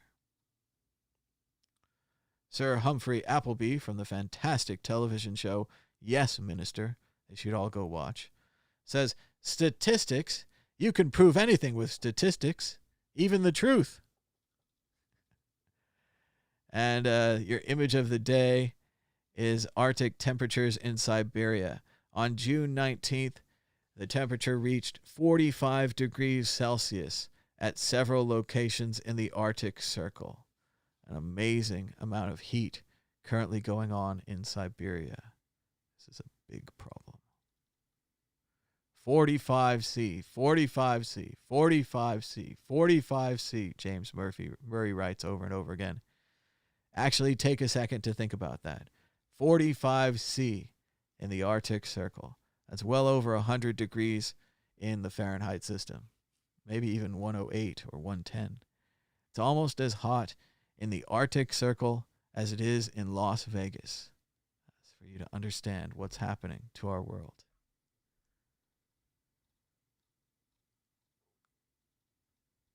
The European Union is urging Xi Jinping to drop the Hong Kong national security law or risk negative consequences.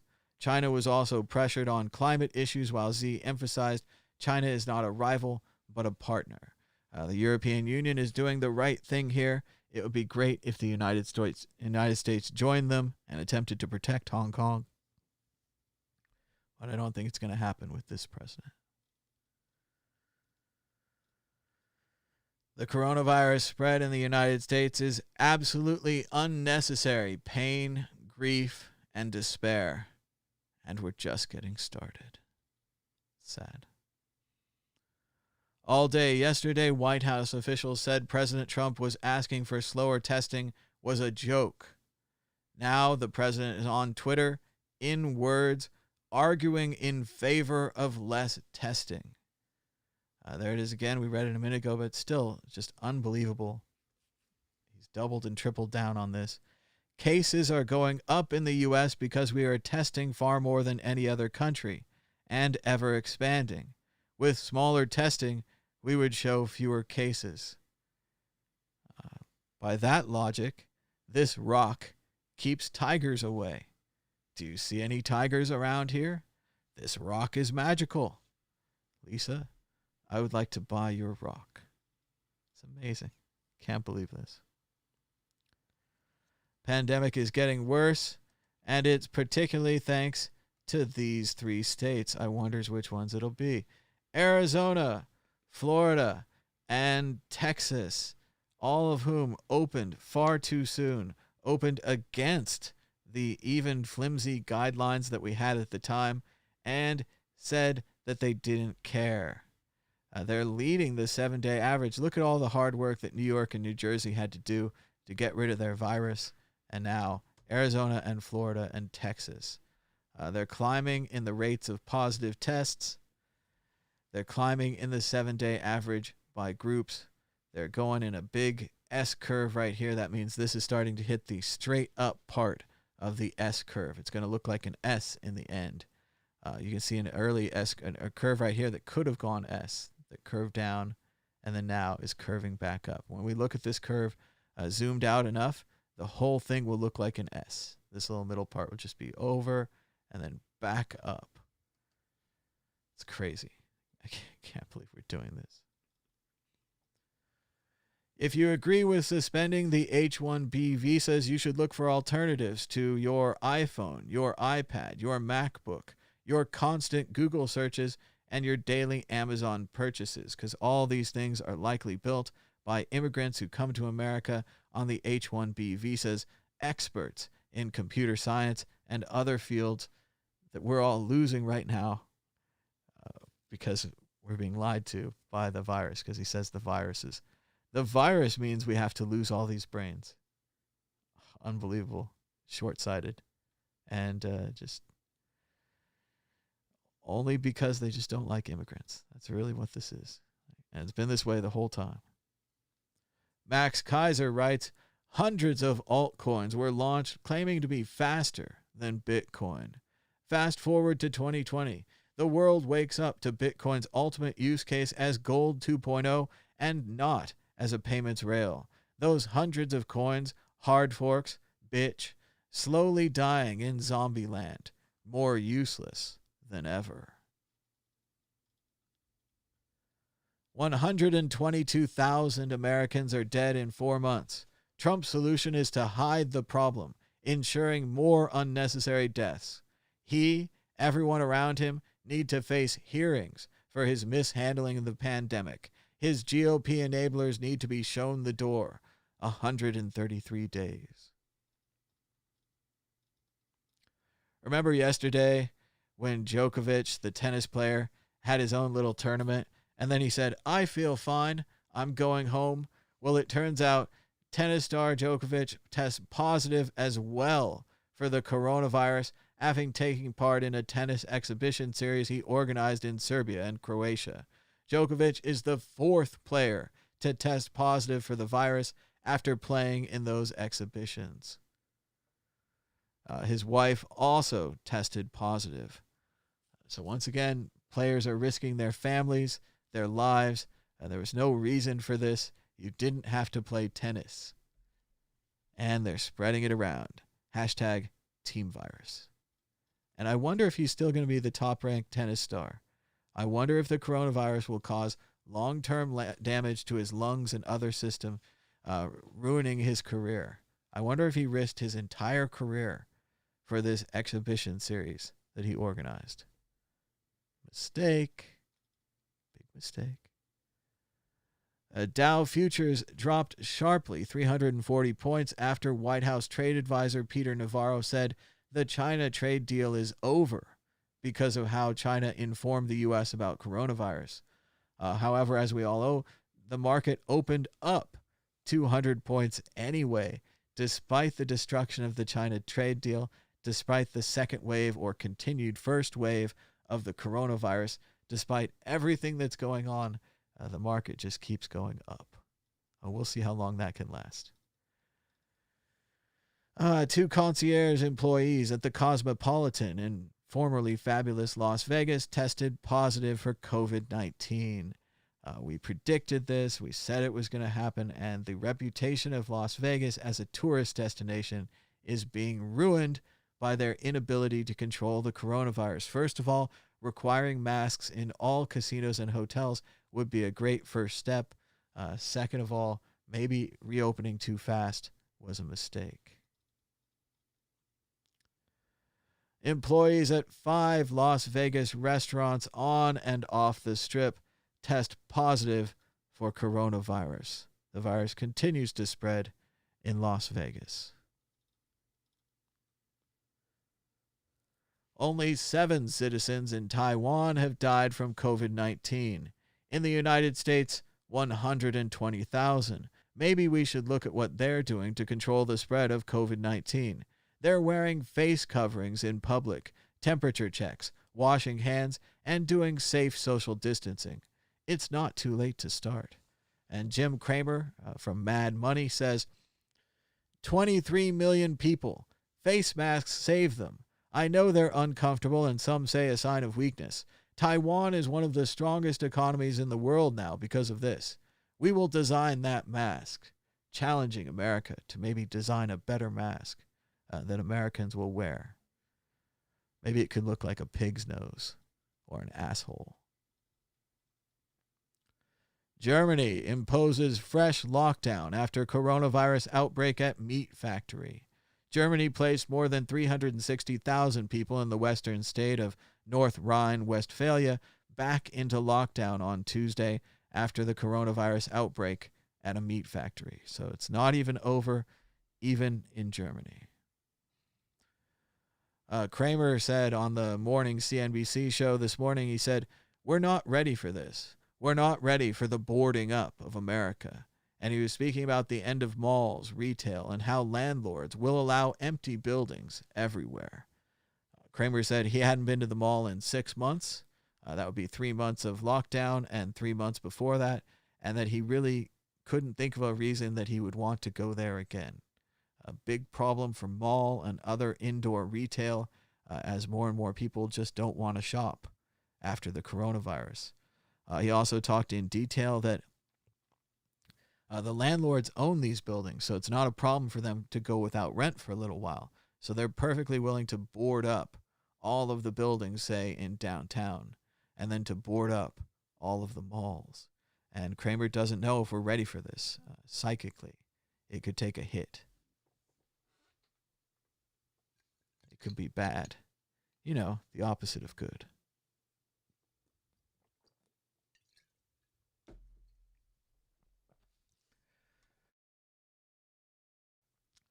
We're going to make it. We're going to make it through the news. CNBC said, despite the fact that the virus is spreading, it doesn't seem to be having much effect on the stock market. And it's disturbing. It's like watching a bubble being blown up and knowing that at one point, that bubble just might pop.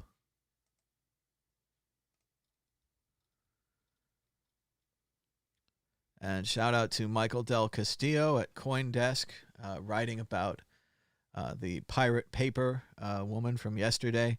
He says, Aaron Schwartz committed suicide after being relentlessly pursued as a criminal for his work to ensure even poor people have access to the best scientific research. His work carries on thanks to this young scientist and Bitcoin. We talked about this yesterday. She's offering more than 3 million scientific papers on her website for download for free and taking Bitcoin donations. It's very exciting to see this kind of work continue. and to see Aaron Schwartz remembered, and to see that hopefully Aaron's action at the time, downloading millions of JSTOR articles and then posting them online, led to them suing him and causing him so much stress that he eventually committed suicide. It would be much better this time if they cause her the opposite of stress and send her too much Bitcoin. And she has to then set up foundations and multiple levels of defense to keep this data online and to make all scientific research free so that we could have better science and things would actually get better instead of this current system where they try to control access to information.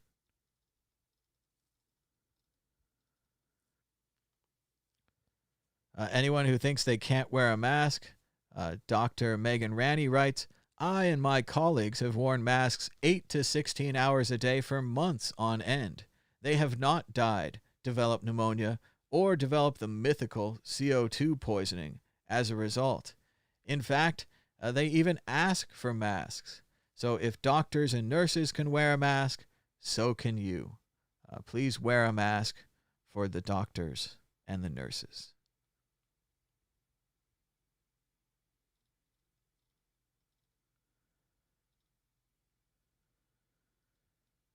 Rudolph Giuliani went on Fox News and apparently said something along the lines of, if police stop killing black people in the street, if we start acting like black lives actually matter, then the black hordes will come and take our women and our houses and all our stuff. Be afraid. So pretty horrifying propaganda from Rudy Giuliani saying that Black Lives Matter wants to come and take your house away from you. They want to take your property away from you. They're anarchists, and they're un-American. So crazy stuff from Rudolph Giuliani. He's just lost his mind. Look at even Laura Ingraham, who's probably agreeing with him, is shaking her head and swallowing and blinking a lot and looks very nervous about the crazy shit coming out of his mouth. Want to check it out? All right, let's check it out. Wounded with guns. And there's 2 minutes with Rudy. This weekend, it should be quite plain to every American who can see through the propaganda that Antifa, Black Lives Matter, the communists, and their allies are executing a plan they wrote about 4 or 5 years ago. Just go back and read what they wrote in the manifestos that they wrote, including Black Lives Matter. They want to destroy our government. They wrote then they want to do away with the police. They want to empty out the prisons. They want to internationalize our government. They want to do away with our system of courts. And they want to take your property away and give it to other people. This is an orchestrated effort. It is no longer a protest about Mr. Floyd. Right. That ended a long time ago. This is an anarchist, organized anarchist, supported with a lot of money. We had outbreaks in about 30 cities over the weekend. There were well over 100 people wounded with guns and 25 Americans killed over the weekend. Now, that didn't happen accidentally, Laura. That's part of a plan. And we better wake up to it, and we better stop being silly. People who say they're favorable to Black Lives Matter, Black Lives Matter wants to come and take your house away from you. They want to take your property away from you. Yeah. They want to let criminals out of prison. All criminals out of prison. Groups that are aligning themselves. And they're anti-American. Groups that are. She can't believe it. She's let an unhinged conspiracy theorist on her air. Rudy Giuliani heading in every direction there. Just striking out, saying the protesters are funded. Saying it's the communists. Sounded a lot like G. Edward Griffin from yesterday talking about the communists and the threat. It's pretty crazy stuff there. It's hard to believe he used to be mayor of New York City. He used to be sane. It's very different. Jenny Jardin over at Boing Boing writes, has anyone else's morning routine also changed to wake up at 4 a.m. with anxiety, scroll through an increasingly depressing news posts, then get out of bed and make coffee and have a day? And Morel Granger agrees, my friends confirm, same routine every morning. It's alienating and mostly exhausting. The news does just seem to be getting worse, and then we just get up every morning and read it. Using 3D modeling, imagery, and flight data, they reconstructed on June 1st how 2 National Guard helicopters soared over D.C. and hovered above the protesters. They believe them to be about 50 feet off the ground, as you can see from this comparison showing how close the helicopters got to the protesters and how helicopters as weapons was tested that night. It climbed down from 90 feet to a low of estimated 45 feet, where it flew for about 6 minutes. Its red crosses were illuminated by streetlights. Anyone without goggles had trouble keeping their eyes open. The roar of the blades was deafening. So maybe in the future they could just fly helicopters over protests and use helicopters as weapons against the American people. They also tested out using surveillance drones on American soil. Predator drones, presumably unarmed for now, were flown over the American protests in D.C. and Las Vegas and several other states. So creepy stuff. Helicopters as weapons. Remember that. Yamiche Alcindor reminds us that this pattern has happened many times. Trump says something controversial. The White House plays defense. He then undermines that defense. Trump said he asked officials to slow down coronavirus testing.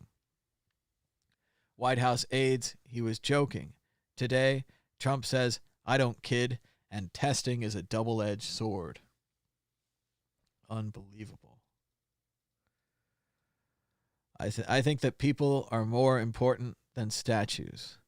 Trump disagrees. He's at the White House saying that he'll sign an executive order soon to protect public statues from protesters. These are anarchists and other things. If the state can't handle it, we are willing and able to help. We are looking at long-term jail sentences for people who damaged statues, inanimate objects, not alive. Some people think that the Federal Reserve is going to stop quantitative easing and money printing and that stock markets will crash. Plan B, famously predicted that Bitcoin price will go up, says that it hasn't happened, and he thinks the Fed is going to go Weimar-style parabolic. So he would be predicting hyperinflation of a kind we haven't seen since the Weimar Republic in Germany. Looking at the chart here, this is the amount of paper marks. At the time, it was around $10,000. Then they continued to print the marks, 100,000, a million, 10 million, 100 million, a billion marks, 10 billion marks, 100 billion marks, and eventually there are 1 trillion paper marks in Germany. Could this happen in the United States? Maybe.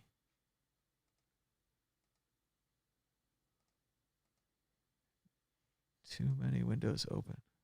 Can't get back to the top.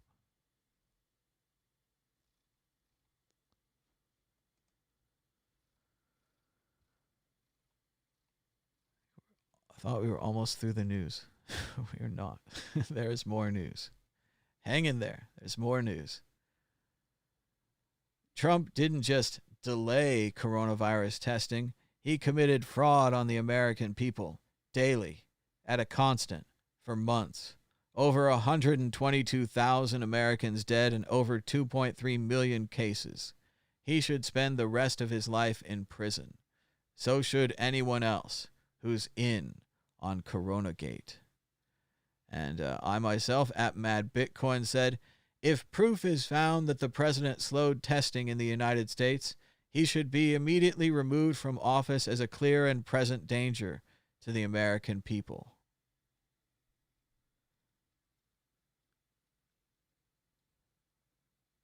The White House continues their mixed message on the issue of life and death. Yesterday, the press secretary insisted that the comment about slowing COVID tests was made in jest.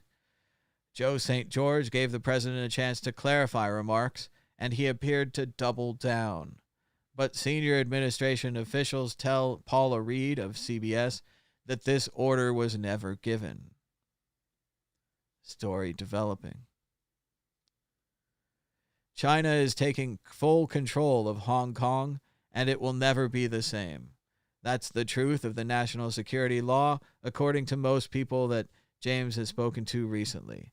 The national security law will gravely undermine one country, two systems as the last grains in the hourglass fall. But hope persists. I'm not so sure. When Pandora opened the box, remember she closed it quickly and trapped hope inside. Hope was never released from the box.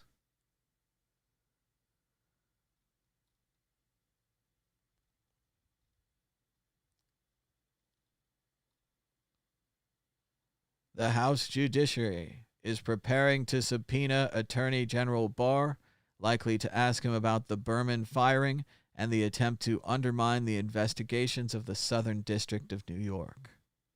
So there is some hope, perhaps, for democracy.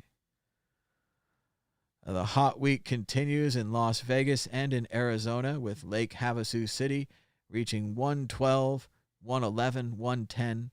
Las Vegas at 108, 107, 106. It's hot, so don't forget to hydrate. Here are some hydration tips for National Hydration Day. Use colorful water bottles. That's interesting. Set alarms. Place reusable water bottles in areas you frequent.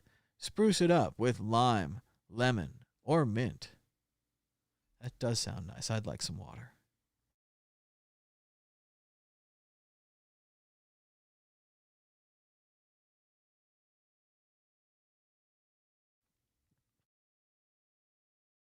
All right, more news. Year-to-date performance. Crude oil, down 35%. S&P 500, down 3%. NASDAQ, up 12%. U.S. 10-year Treasury bonds, up 14%. Gold, up 16%. Bitcoin, up 34% so far this year.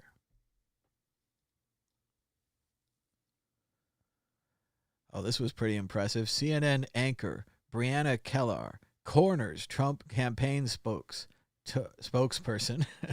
Tim Murtaugh. Are dead Americans funny to you? And this took a while to get going, but towards the end, she really went after him. Let's see. I want to actually use the web here. It's pretty difficult these days. Let's see if we can get the video. Oh, we get all the plugins and everything. Here we go from the Daily Beast. This was on CNN. The reporter confronts the Trump spokesperson. Now, again, he does pretty good, propaganda, dodgy talk. He just tries to talk onto his talking points, but she's not having it. And it's kind of a long clip, but let's check it out here from CNN. And instead, what we heard was a lot of stuff like this. We just saw it outside. You just saw it outside. You saw these thugs that came along. These people call them protesters. They want to demolish our heritage. They want to defund and dissolve our police departments. It's 1 o'clock in the morning, and a very tough, I've used the word on occasion, hombre. A very tough hombre is breaking into the window of a young woman whose husband is away. You want to save that beautiful heritage of ours. We have a great heritage. By the way, it's a disease, without question, has more names than any disease in history. I can name Kung Flu. I can name 19 different versions of names. You, Tim, are in charge of communications for this campaign. Do you want it defined by racist comments? The president has been pretty clear and insistent that he was responding to China's accusation that the United States military somehow had something to do with the initial outbreak. And so he has been consistent all along in trying to make sure that people understand. That's not what he said. And I don't know if you heard it, but we just played a lot of what he said during the event. Just another version of trying to make sure that people understand that the origination of the coronavirus was the Wuhan province of China. And I know that it's not very popular in the liberal elite media to be able to pinpoint the location of it. They would rather ignore where it came from, but the president is not going to let that happen.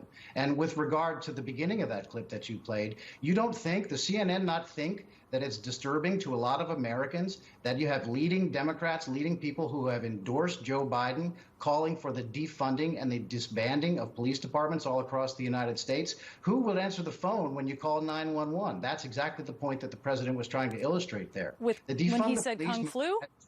Democrat Party. You played me several clips, and you're only asking me to respond to one. The beginning of that clip, he was talking about the defund the police movement, which is a very, very important issue in this campaign because it's a stupid idea. It's a ridiculous idea, and it's insane to talk about reducing law enforcement presence in people's communities. Who would protect? Look at what happened in Minneapolis with businesses burning down, many in minority communities. These are people who use their life's work, their life savings to build these businesses. Tim, I asked you about the racist comments. I get why you pivoted to this, and you can keep bringing up this to your audience of one, but the use of Kung Flu.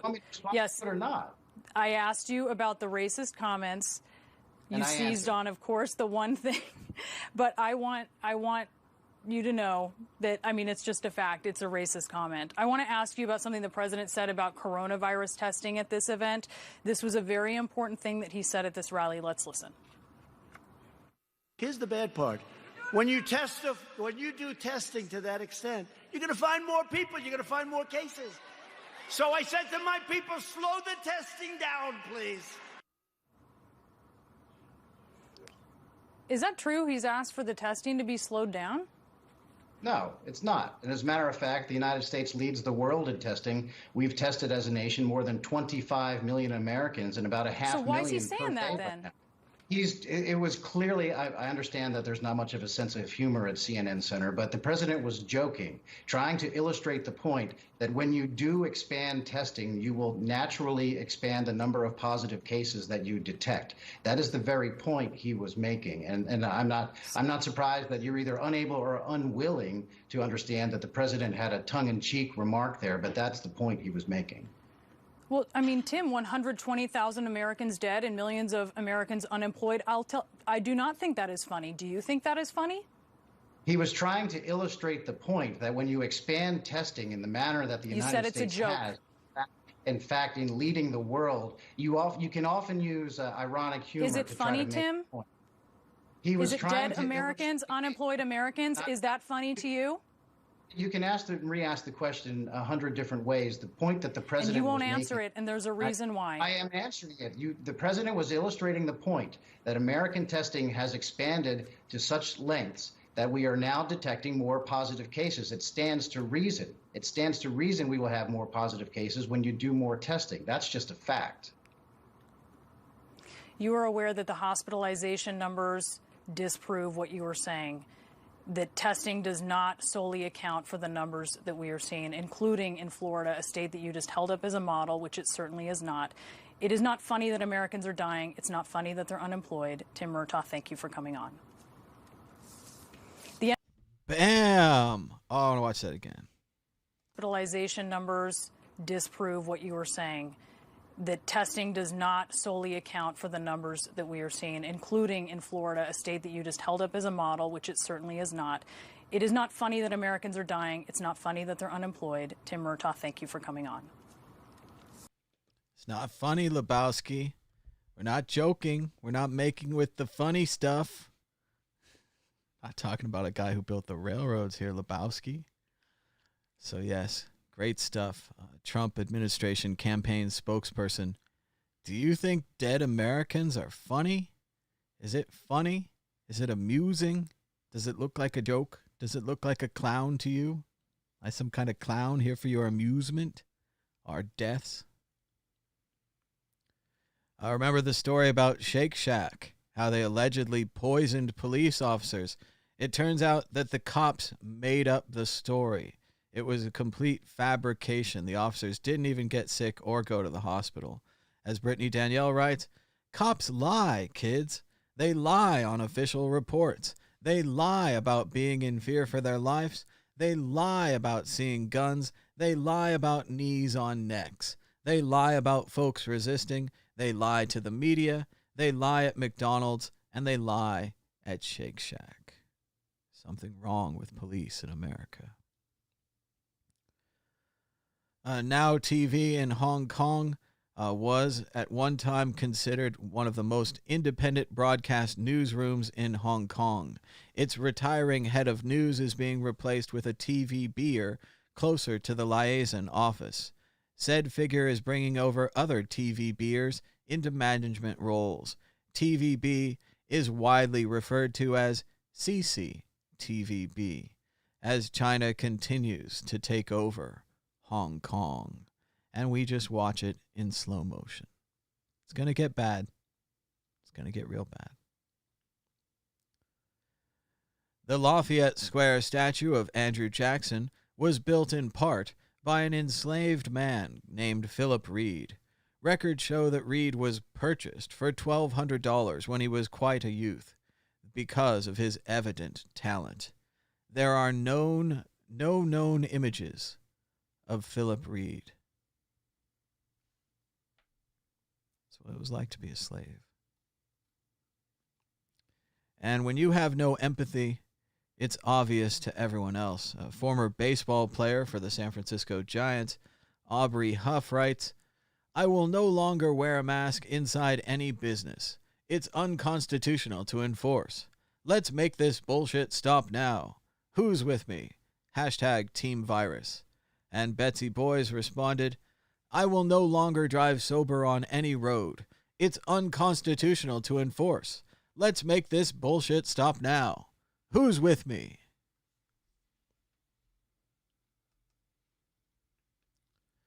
And now a big moment in the show, pop quiz. And since I'm using the World Crypto Network account to look at the Mad Bitcoins account, I actually get to vote in my own poll. There's been 48 votes so far. You can vote right now on @MadBitcoins Twitter.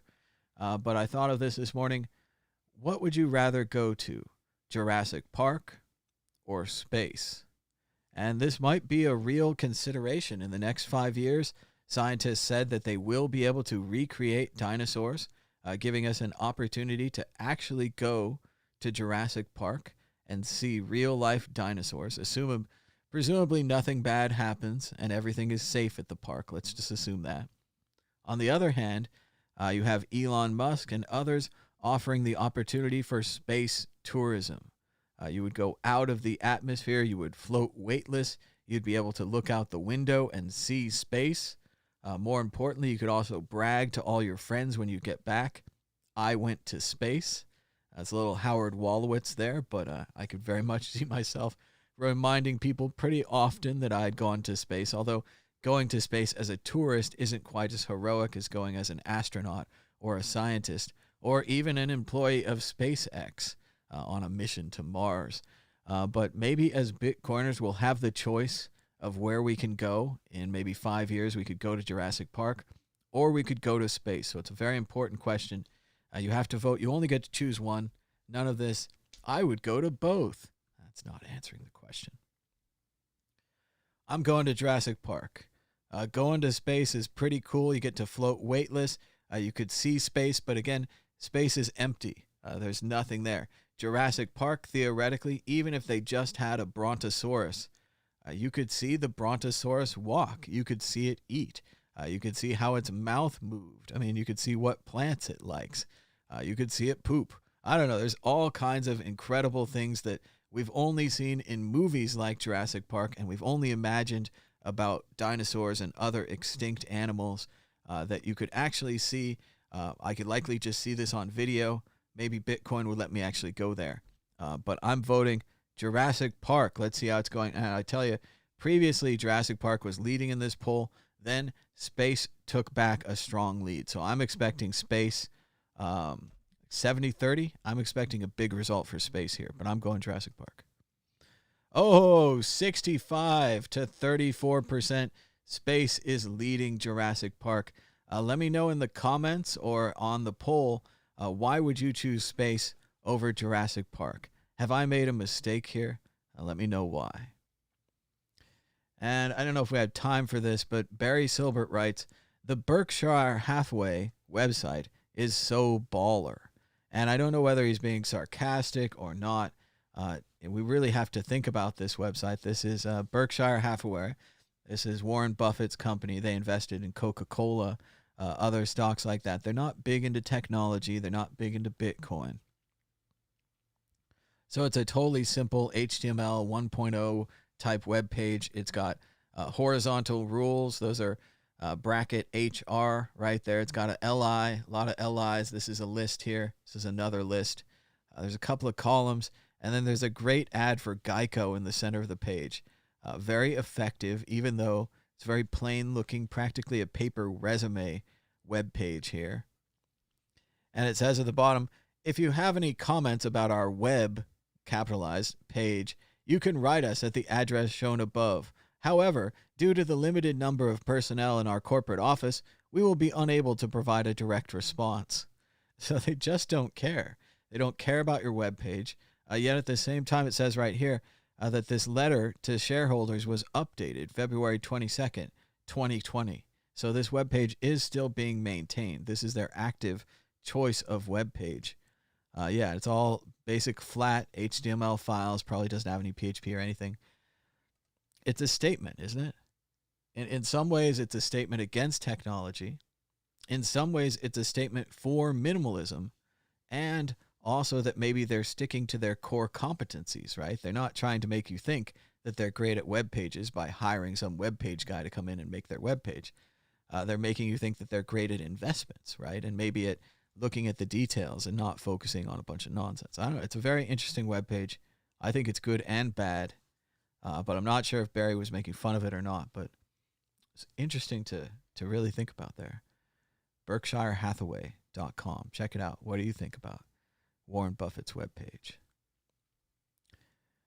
And it looks like Twitter has marked the video where they say the deionizers at the church will save your life. Looks like that has been marked as potentially sensitive content. So if you're going to the rally today in Arizona, you trust those guys with your life.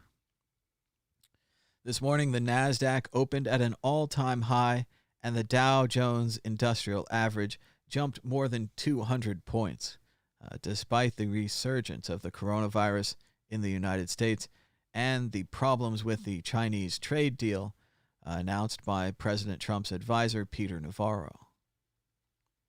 And we did it. We made it to the top of the news. We survived. Thanks so much to everybody for joining us. Be sure to check out worldcryptonetwork.com, where you can find a link to worldcryptonetwork.store, where you could purchase for a limited time the World Crypto Network dual logo mug. We're going to be removing this product before too long and only offering the new logo mug, likely new logos on two sides, maybe just one side. We'll have to see. But you can check out the World Crypto Network dual logo mug, the only way to drink your tea or coffee. Don't lose your keys. Get the World Crypto Network mug at worldcryptonetwork.store. And check out the World Crypto Network audio podcast on iTunes and other places where podcasts are served.